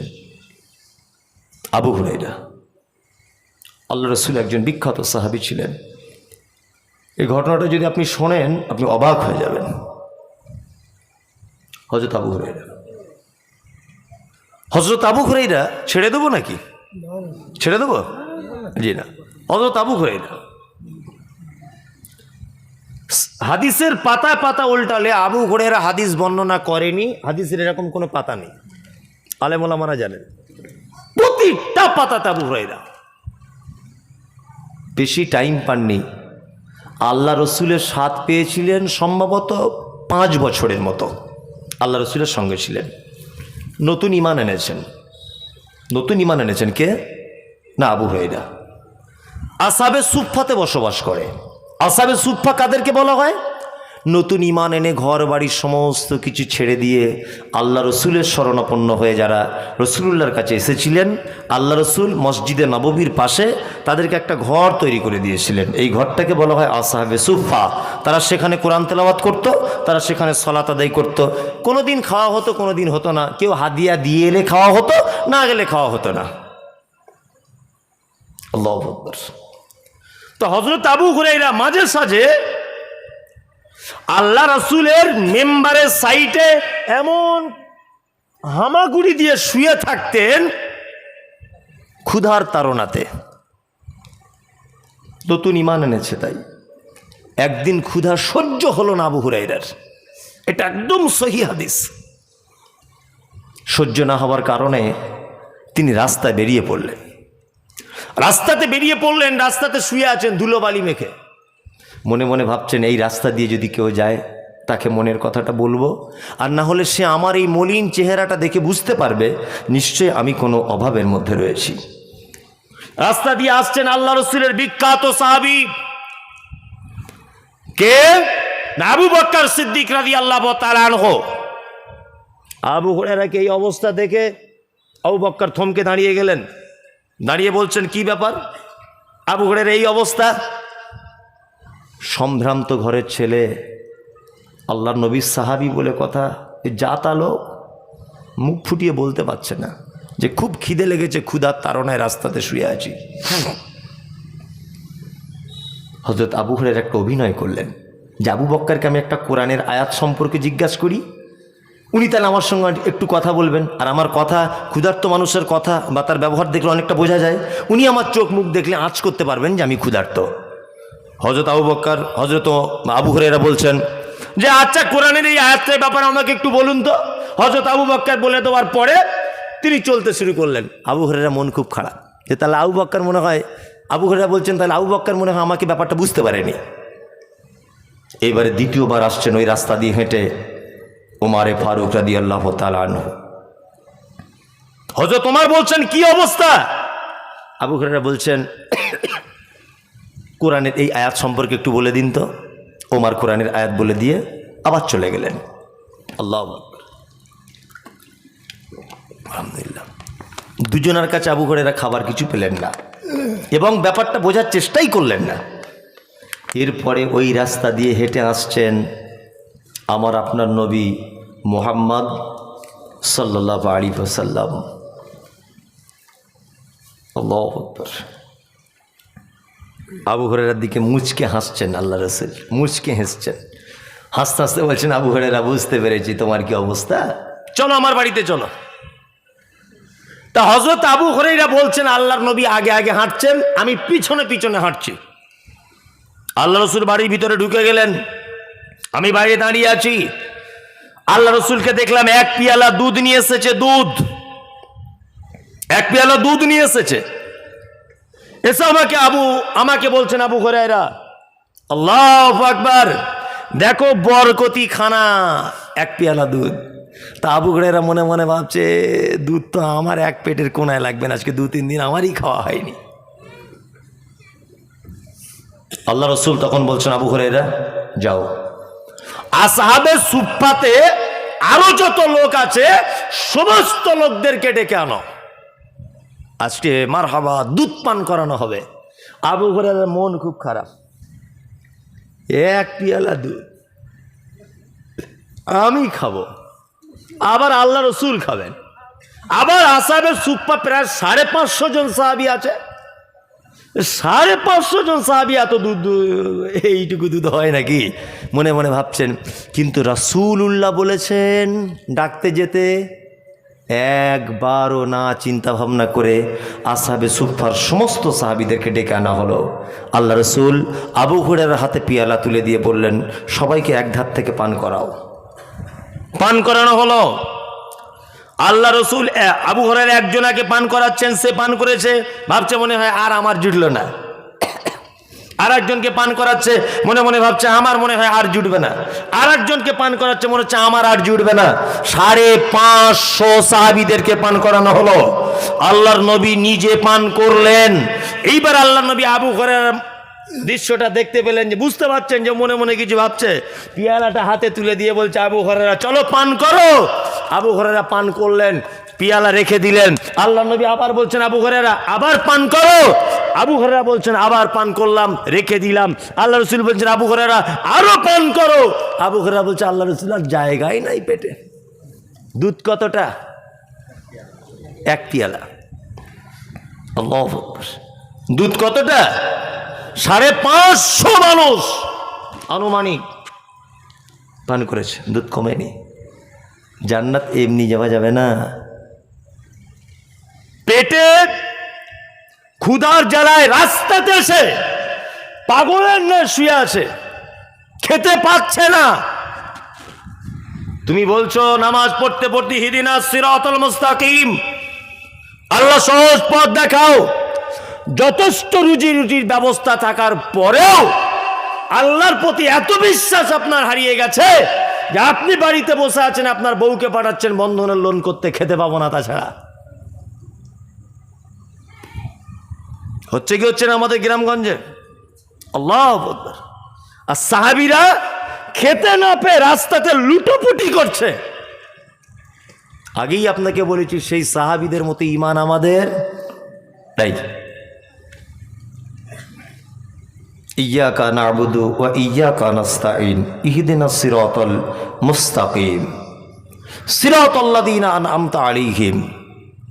লাস্ট আপনাকে আর একটা হাদিসের অংশ বলে আমি বক্তব্য শেষের দিকে আনছি। একটা, একটু ধৈর্য ধরে শুনুন তো, আপনি মনোযোগ সহকারে শুনুন তো। আচ্ছা, আমরা যারা বসে আছি আপনাদের কাছে খুব অনুরোধ, আপনারা একটু আল্লাহর হয়ে যান তো। ইনশাল্লাহ, ইনশাল্লাহ একটু আল্লাহর হয়ে যান। দেখুন অনেক তো বয়স হলো, একটু আল্লাহর হয়ে যান না। আপনি যদি আল্লাহর হয়ে যান না, দেখবেন আল্লাহর তরফ থেকে আপনার উপরে সহযোগিতা আসবে। দেখুন এমনিতে প্রাইজ পাওয়া যায়নি, প্রাইজ এমনি পাওয়া গেছে যায়নি। আল্লাহ নবী সাল্লাল্লাহু আলাইহি ওয়াসাল্লাম 3 হিজরিতে উহুদের যুদ্ধ করেছিলেন। কত হিজরিতে? 3 হিজরিতে। তা উহুদের যুদ্ধ হয়েছে 3 হিজরিতে। তা 70 জন সাহাবী উহুদের যুদ্ধতে শহীদ হয়েছিল, এটা আপনারা জানেন। 70 জন। বক্তব্য সব এতক্ষণ পর্যন্ত যা বলেছি সব যদি ভুলে যান, খুব অনুরোধ করে আপনার কাছে বিনীত অনুরোধ, আপনি এই কথাটা একদম ভুলবেন না। মরা মানুষের মতো বসুন, এইটা শুনুন আমি কি বলতে চাইছি বুঝে তবে উঠবেন। 70 জন সাহাবী শহীদ হয়েছে। কতজন? 70 জন উহুদের যুদ্ধে। লাশগুলোকে এক জায়গায় করা হলো, এক জায়গায়। আল্লাহ নবী সাল্লাল্লাহু আলাইহি ওয়াসাল্লাম লাশগুলোকে গুনছেন, 1 2 3 4 5 6 গুনছেন। গুনতে গুনতে দেখছেন 68টা লাশ, আর 2টো লাশ নেই। 2টো লাশ কে না? একজন হচ্ছে আল্লাহ রসুলের চাচা, তার নাম হামজা রাদিয়াল্লাহু তাআলা আনহু, আর একজন হানজালা রাদিয়াল্লাহু তাআলা আনহু। 2টো লাশ খুঁজে পাওয়া যাচ্ছে না। আল্লাহ নবী সাহাবীদেরকে বললেন, যাও যাও লাশগুলো খুঁজে আনো। লাশ খুঁজতে সাহাবীরা চলে গেছে। আল্লাহর নবী এই লাশের কাছে দাঁড়িয়ে আছে, 68 জন লাশের কাছে। এই মুহূর্তে একজন মহিলা এসেছে, পর্দাশীল মহিলা, জিহাদের মাঠে উহুদের প্রান্তরে। আল্লাহ রসুলকে এসে বলছেন, আল্লাহ রসুল আপনি আমাকে চিনতে পারছেন? আল্লাহ রসুল বলছেন, না তোমাকে আমি চিনতে পারছি না, কে তুমি? তখন মহিলা বলছেন, আল্লাহ নবী আপনি গতকাল বিকালবেলাতে কারুর বিবাহ পড়িয়েছিলেন? তখন আল্লাহ রসুল বলছেন, হ্যাঁ আমি হানজালার বিবাহ পড়িয়েছি। তখন মহিলাটা নিজের পর্দা থেকে হাতটা খুলে দিয়ে বলছেন, আল্লাহ রসুল আমি সেই হানজালার স্ত্রী যার বিবাহ আপনি গতকাল বিকালে পড়িয়েছেন। আমার হাতের মেহেন্দিগুলো এখনো শুকায়নি, তরতাজা। আল্লাহ নবী আমার স্বামী কি বেঁচে আছে? বিশ্ব নবী তখন কাঁদো কাঁদো কণ্ঠে বলছেন, মা 70 জন সাহাবীর ভিতরে 68টা লাশ পাওয়া গেছে, দুজনকে পাওয়া যাচ্ছে না, তার মধ্যে তোমার স্বামী একজন আর আমার চাচা হামজা একজন। মহিলা তখন বলছেন, আল্লাহ নবী, আমার স্বামী বেঁচে আছে না মারা গেছে এতটুকু আপনার কাছে আমি জিজ্ঞাসা করতে আসিনি, আমি আপনার কাছে এসেছি একটা কারণে। আমার স্বামী রাতের বেলাতে, আপনি বিকাল বেলাতে বিবাহ পড়িয়েছেন, রাতে এক জায়গায় শুয়েছি, স্বামী স্ত্রী মিলন হয়েছে, গভীর রাত্রে আপনি জিহাদের ডাক দিয়েছেন, আমার স্বামী কোন বিছানাতে শুয়ে আছে, কার গলা ধরে শুয়ে আছে, কোন দিকে দরজা জানালা দেখার কিছুই চিন্তা করেনি, আপনি ডেকেছেন, তাড়াতাড়ি করে উঠে ঝাঁপ দিয়ে নেমেছে, যাবার সময়তে আমার কপাল একটা চুমু দিয়ে বলে গেছে, বিবি যদি বেঁচে থাকি তুমি আমার দুনিয়ার স্ত্রী, আর যদি মারা যায় তুমি আমার আখেরাতের স্ত্রী। আল্লাহ নবী, আমি সব থেকে বড় ভাগ্যবান যে আমি একজন জান্নাতি সাহাবীর আখেরাতের স্ত্রী। শুধু আপনাকে আমি একটা কথা জানাতে এসেছি, সেটা হচ্ছে এই, আপনি তো বলেছেন আল্লাহ রাস্তায় যারা শহীদ হয়, আল্লাহ রাস্তাতে যারা জিহাদ করতে গিয়ে মৃত্যুবরণ করে, আল্লাহ নবী আপনি বলেছেন তাদেরকে রক্ত মাখা অবস্থায়, ওই জামা কাপড় অবস্থাতে তাদেরকে কবরে দাফন করা হয়। আল্লাহ নবী আপনার কাছে আমার শেষ আবেদন, বলতে লজ্জা লাগছে তবুও বলছি, আমার স্বামী অপবিত্র, গোসল করাবেন তাকে, অবশ্যই আমার সঙ্গে শারীরিক সম্পর্ক করেছে। আল্লাহু আকবার। আল্লাহ রসুল দূর থেকে দেখছেন সাহাবীরা কাঁধে করে একটা লাশ বহে বহে আনছে। আল্লাহ নবী দূর থেকে দেখতে পাচ্ছেন যে লাশটার মাথার দিক দিয়ে পানি টপকে টপকে টপকে টপকে পড়ছে, ঝরে ঝরে পড়ছে। এই সময় জিবরিল এসেছেন আল্লাহ নবীর কাছে, এসে বলছেন, মুহাম্মদ, আপনি দুটো লাশ খুঁজে পাচ্ছিলেন না, তার মধ্যে একজন হচ্ছে হানজালা। ওই যে দেখছেন সাহাবীদের কাঁধের উপরে হানজালার লাশ আসছে, মাথা দিয়ে পানি ঝরছে। হানজালার শহীদ, আল্লাহ এত খুশি হয়েছে, হানজালার মৃত্যুতে আল্লাহ এত খুশি হয়েছে, লাশ তার চুরি হয়েও যায়নি, হারিয়েও যায়নি। আল্লাহ আসমান থেকে স্পেশাল ফোর্স ফেরেশতা পাঠিয়ে তৃতীয় আসমানের উপরে হানজালার লাশটাকে তুলে জমজমের পানিতে গোসল করিয়ে, মিসকে আম্বারে সেন্ট মাখিয়ে, কাফন পরিয়ে, এই দেখুন ফেরেশতাদের হাতে তুলে দেওয়া হয়েছে। আল্লাহ তার শহীদে এত খুশি যে আল্লাহ তৃতীয় আসমানে হানজালার আপন জমজমের পানিতে গোসল করিয়ে দিয়েছে। আল্লাহু আকবার। শুধু আপনি একটু আল্লাহর হয়ে যান। কেন দূরে চলে আছেন আল্লাহর থেকে? কেন? আপনি দেখতে পাচ্ছেন না কত মানুষ ফুটপাতে শুয়ে আছে, আপনি তার থেকে তো ভালো। কত মানুষ আজকের ডেটে হসপিটালে ভর্তি, আপনি তার থেকে তো ভালো। কত মানুষ সংসারে অশান্তিতে ভুগছে, আপনি তো তার থেকে ভালো। কারোর মেয়ে হয়েছে বিকলাঙ্গ, সারা জীবন হসপিটালে শুয়ে আছে, কারোর ব্লাড দিতে হচ্ছে মাসে মাসে, আপনি তার থেকে তো ভালো। ভালো নয়? বলুন আলহামদুলিল্লাহ, বলুন জোরে বলুন আলহামদুলিল্লাহ। তাহলে আপনি কেন আল্লাহর থেকে দূরে চলে যাচ্ছেন? খুব বিনীত অনুরোধ, আপনি একটু আল্লাহর হয়ে যান। ইনশাল্লাহ আমরা আল্লাহর হয়ে যাব, ইনশাল্লাহ ইনশাল্লাহ আল্লাহর হয়ে যাব। রমজান মাসে আমরা সবাই আল্লাহর হয়েই ছিলাম, রোজা মিটে গেছে আর আল্লাহ সাইডে যাই না, এরকম আছে না? এত নামাজিদের চাপ ছিল, এখন আর আছে? নাই। এখানে 10টা লোক বলুন তো যে আজকে থেকে 5 ওয়াক্ত নামাজ ধরবো ইনশাল্লাহ। দেখি আপনি আল্লাহর হতে পারছেন কি না। আপনি নামাজ পড়তেন তো পড়ে হাত তুলেছেন কেন? আপনি হাত তুলতে বলিনি তো। আমি বলেছি নামাজ আপনি পড়েন না 5 ওয়াক্ত। এরকম 10টা লোক হাতটা তুলে বলুন তো যে আমি আজকে থেকে পড়ব। আছেন? নাই। কি অবস্থা দেখুন, আপনি পরীক্ষা করুন এখন। তার মানে এতক্ষণ যা শুনলেন সব ফলস। অবাক লাগে, সত্যি অবাক লাগে। আপনি কেন এরকম করছেন? আপনি কেন আল্লাহর থেকে দূরে চলে আসেন? একটু আল্লাহর হয়ে যান প্লিজ, আপনার কাছে অনুরোধ, আপনি একটু আল্লাহর হয়ে যান। একটা লোক অন্তত বলুন তো যে এতক্ষণ মৌলানা সাহেব সত্যি আপনি যা বললেন যে পৃথিবী কিছুই নয়, মরে গেলে সব শেষ, আমি আজ থেকে 5 ওয়াক্ত নামাজের নিয়ত করে নিলাম। একটা লোক অন্তত বলুন তো দেখি। হ্যাঁ, যারা পড়ে না। ও তার মানে এই গ্রামে যারা এখানে বসেন সবাই নামাজি, তাই তো? আলহামদুলিল্লাহ এরকম গ্রামও কিন্তু খুঁজে পাওয়া মুশকিল। এই আমার মিডিয়া যারা আছে একবার ক্যামেরা করে নাও যে এই গ্রামের কেউ বেনামাজি নেই, সবাই নামাজি। তো বেনামাজি আছে এই গ্রামে? আছে, আচ্ছা, অনেক আছে। আল্লাহু আকবার, আল্লাহু আকবার। অত সহজ নয়। বক্তব্য শোনা যায়।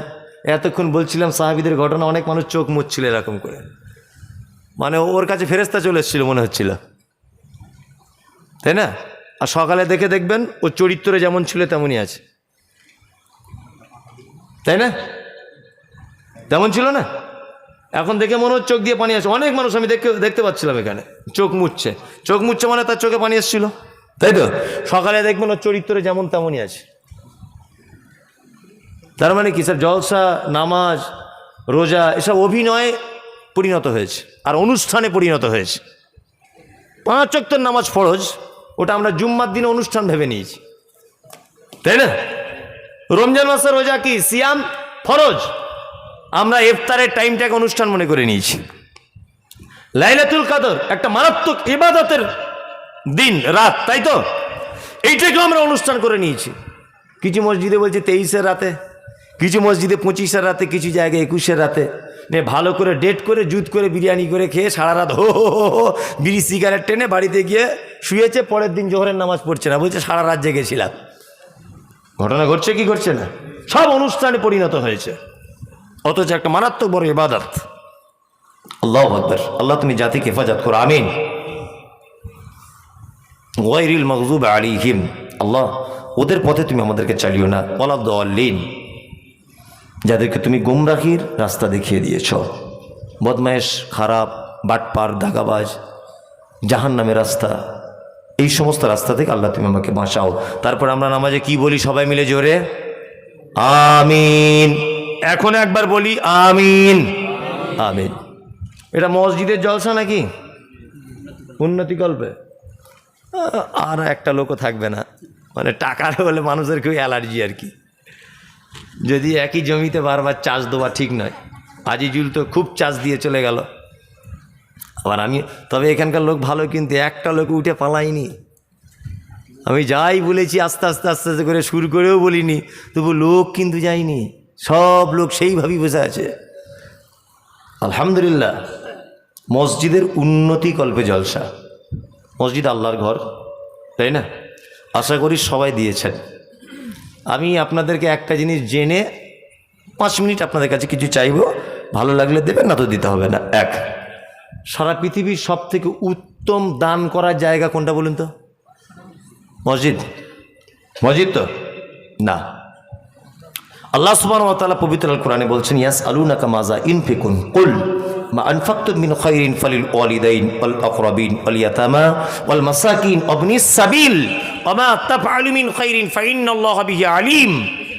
আল্লাহ সুবহানাহু ওয়া তাআলা বলছেন, নবীকে জিজ্ঞাসা করা হচ্ছে, নবী সারা পৃথিবীতে আমরা যত দান করি উত্তম দানের জায়গা কোনটা? নবী বলছেন ওয়ালিদাইন, তুমি তোমার পিতা মাতার জন্য যেটা দান করো বা খরচা করো, পৃথিবীর শ্রেষ্ঠ নেকির জায়গা এইটা।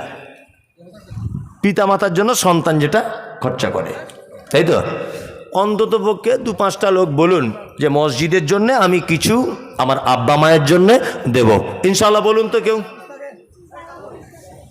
একটু মেহরবানি করুন। আর অন্তত আপনি 1,000 টাকা দিন, আমি 10-20 হাজার টাকা চাইছি না। কেন? পার্টিকুলারলি একটা আদায়কারী ছিল, তাই না? তিনি আদায় করেছেন, ওই জন্য আমি বলছি যে আপনি 1-2 হাজার টাকা অন্তত বলুন যে আমি আমার আব্বা মায়ের জন্য। আপনি যখন বলছেন এত দূর থেকে এসে, আমি আমার, মাশাআল্লাহ, কত? 1000, খুব ভালো জিনিস। আব্বা মায়ের জন্য 1000 টাকা দিলেন। আপনি আপনার আব্বা মায়ের জন্য একটু নিয়ত করুন। আমাদের একটা ধারণা আছে বাপ মা মরে না গেলে দান করা যায় না। হেই খ্যাপা কোথাকারে, বেঁচে থাকা অবস্থায় দিলে তবেই তো তোমার বাপ দেখবে আর হাসবে আর মনে শান্তি পাবে, তাই না? তা আপনি বেঁচে আছেন, আপনি বলুন যে আমি সাইফুল, আমার আব্বা জীবিত, মা জীবিত, দুজনের জন্য 1000 টাকা দান করলাম। দেখুন আমি আর 5-7 মিনিট থাকবো, আপনি মজলিস ভাঙার দুয়াটা বলে যান। তাছাড়া এতক্ষণ যা নেকি পেলেন সব নেকি বাতিল হয়ে যাবে আল্লাহর নবীর ভাষা অনুযায়ী, এটা মাথায় রাখিয়েন। কিন্তু আমি আর খুব জোর হলে 5 থেকে 7 মিনিট মজলিস ভাঙার দোয়া বলে উঠবেন। আল্লাহ নবীর হাদিস হচ্ছে এই যে মজলিস ভাঙার দোয়া বলে কোনো মসজিদ থেকে উঠলে ও এতক্ষণ যে নেকিটা পেল ওটাকে সিল দিয়ে গালাই করে দেওয়া হলো, নেকি আর কোনোদিন খারাপ হবে না। এটা হাদিস, এটা বসানোর জন্য চালাকি করছি না। মানবেন না মানবেন ওটা আপনার ব্যাপার, এটাই বলে দিলাম। মেয়েদের জামাত আছে কি না? মেয়েদের বাড়িতে একা একা নামাজ পড়া উত্তম, তবে মসজিদে যদি তেমনভাবে পর্দার ব্যবস্থা, রাস্তায় কোনো ফিতনার অসুবিধা না মনে হয়, আলাদা সেপারেট ব্যবস্থা যদি থাকে তাহলে অবশ্যই যেতে পারে। আমরা দুটো একটা জায়গায় খুব ফতোয়া নিয়ে মারামারি করছি। এই যে রমজান মাস চলে গেল, ফেতরা টাকা দিয়ে দিব না চাল দিয়ে দিব, সব জায়গা হয়নি কম বেশি তর্ক বিতর্ক হয়েছে না? হয়েছে। অথচ আমরা এইটা নিয়ে কখনো গ্রামে মারামারি করিনি বা মোড়লকে কোনোদিন জোর দেয়নি। আল্লাহর নবী বলেছে নারীদেরকে ঈদগাহের মাঠে যেতেই হবে। যার মাসিক হয়েছে ও এমনিতেই গিয়ে সাইডে বসে থাকবে, মোমেনদের দুয়াতে শরিক হবে, ইমাম সাহেবের খুতবা শুনবে। মাসিক অবস্থাতে একটা মেয়েকে ঈদগাহে যাবার কথা বলা হচ্ছে, ঈদগাহ তো জরুরি। অথচ আহলে হাদিস 80-85-90% গ্রামে ঈদগাহের ব্যবস্থা নেই মেয়েদের। আছে? সব ঘরে ঘরে নামাজ পড়ে। বলুন আছে? আপনাদের এখানে আছে ভিন্ন ব্যাপার। 80-90% গ্রামে নেই, মেয়েদের ঈদের নামাজ হয় না, হয় না। এইসব ব্যাপারে আমাদের গ্রাম্য মোড়লদের এইসব হাদিস মানার ব্যাপারে জোর নেই। অথচ আমরা ফেতরা মারামারি লেগে গেছি। কারণ এখানে টাকার ব্যাপার আছে, চালের ব্যাপার আছে, এখানে একটু মোস্তানিটা ভালো করা যাবে। আলেম ওলামা সবাই কি বলছে? হাত তুলে মোনাজাত করা যাবে কি না? জমাতের পরে পরে হাত তুলে মোনাজাত করা এটা যাবে না, অবশ্যই যাবে না। জমাতের পরে পরে হাত তুলে ইমাম সাহেব দোয়া করবে, সবাই আমিন আমিন করবে, এটা যাবে না, অবশ্যই এটা একটা বেদাত। আর রাসূলুল্লাহ বলেছেন কুল্লু বিদআতিন যালালা ওয়া কুল্লু যালালাতিন ফিন্নার। ইসলামে প্রত্যেক নব আবিষ্কৃত কাজ বেদাত, আর প্রত্যেক বেদাতকারী স্থান ফি মধ্যে, নার মানে আগুন, আগুনের মধ্যে তার স্থান। ফরজ সালাতের পরে পরে বা সুন্নত নফল সালাতের পরে আপনি যদি মনে করেন একা একা কোনো দিন দোয়া করব, কোনো দিন, তাহলে করতে পারেন। এখন অনেক মানুষের এটা ধারণা যে ইমাম সাহেব নাই বা করলো, ফরজ নামাজের পরে আমি একা একা দোয়া করব। জি না, প্রতিদিন আপনি একা একা দোয়া করবেন কেন? মাঝে সাঝে করুন, মাঝে সাঝে। প্রতিদিন করলে ওই ধারণা যদি আপনার ভিতরে কাজ করে যে করতেই হবে, তাহলে এটাও বেদাতে পরিণত হবে। খুব সাবধানে থাকবেন। বেদাত এক জঘন্যতম পাপ, মারাত্মক খারাপ পাপ। ইবলিস শয়তান শিরক পৃথিবীর সব থেকে বড় পাপ, তাই না? হ্যাঁ, একটা মানুষ শিরক করলে ইবলিস শয়তান খুশি হয় না। পিতামাতাকে যদি কেউ গালি দেয় শয়তান খুশি হয় না, কিন্তু একটা লোক যদি বেদাত করে শয়তান খুশি হয়। কারণ শয়তান জানে যে ও বেদাত করছে মানে নেকির উদ্দেশ্যে করছে, ও তো আর কোনোদিন ক্ষমা চাইবে না। বেদাতকারী ক্ষমা চায় যে আল্লাহ আগে অনেক বেদাত করেছি, ক্ষমা করে দাও, কেউ বলে? ও তো নেকি মনে করে করেছে, তাই না? তথাপিও হাত তুলে দোয়া করা নামাজের পরে সম্মিলিতভাবে, এটা একটা বেদাত। অবশ্যই এর থেকে আপনার দূরে থাকুন। আর ভাই 1500 করে দেন, একটু মেহরবানি করুন। কেউ দিচ্ছে ভাই? দেন, শুক্রিয়া। সকলেই দেন, একটু আল্লাহর রাস্তায় দেন, আল্লাহর রাস্তায় দেন। সহি আকিদার গ্রামে এখনো হাত তুলে দোয়ার প্রশ্ন আসছে মানে কি? গোলমাল আছে নাকি গ্রামে কিছু?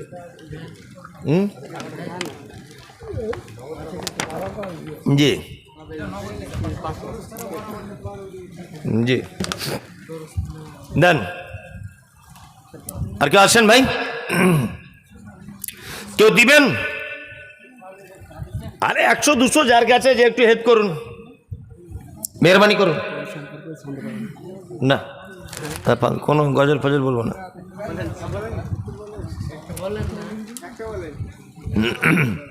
তুমি তো বলছো তোমার ধান্দায় বলছো, আমি ক্যামেরা রেখে দিয়েছে।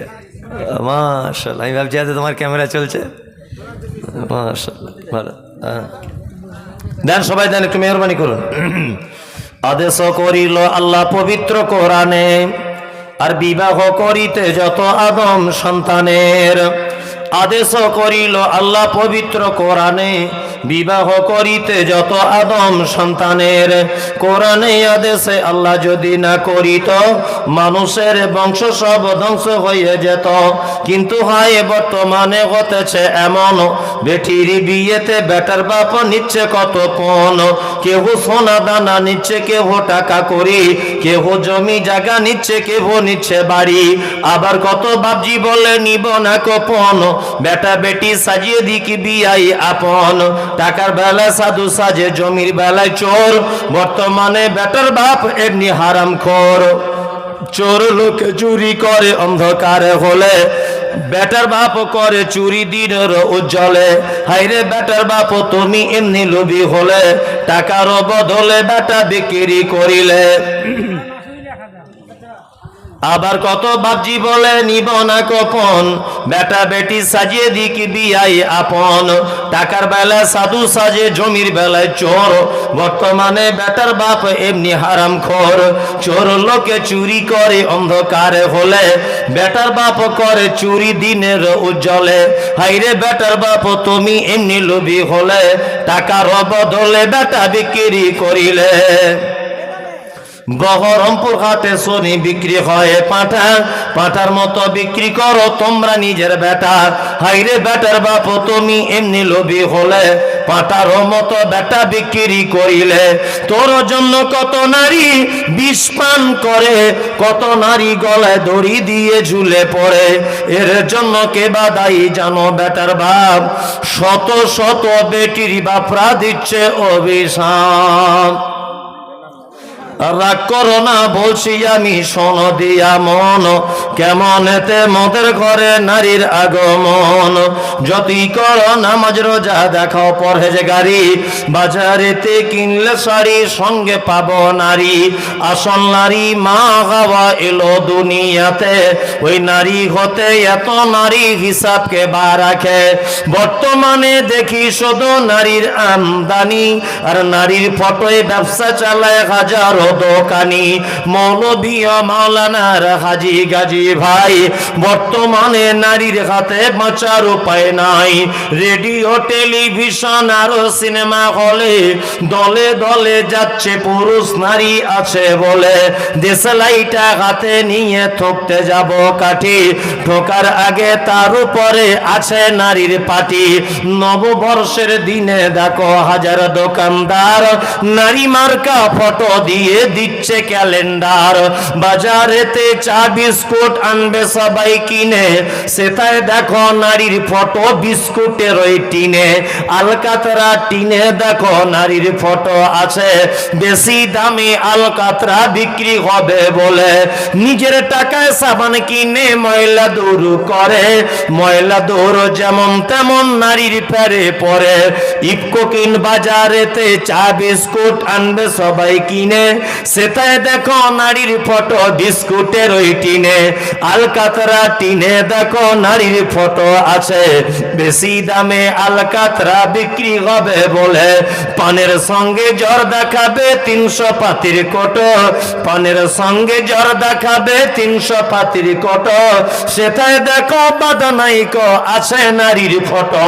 ইফকো কিনুন, পটাশ কিনুন, রাসায়নিক সার, তার বস্তার উপর দেখতে পাবে নারীর পিকচার।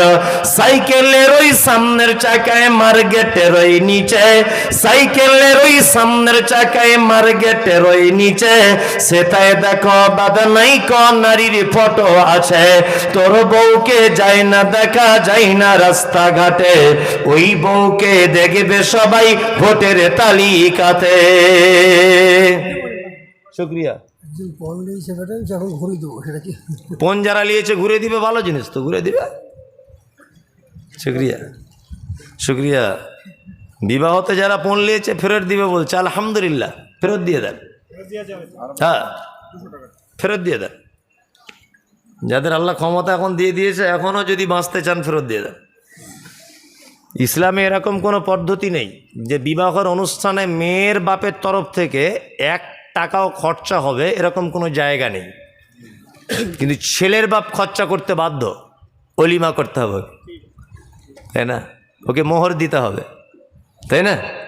ছেলের বাপের খরচা বেশি, কিন্তু এখন হিতে বিপরীত হয়েছে।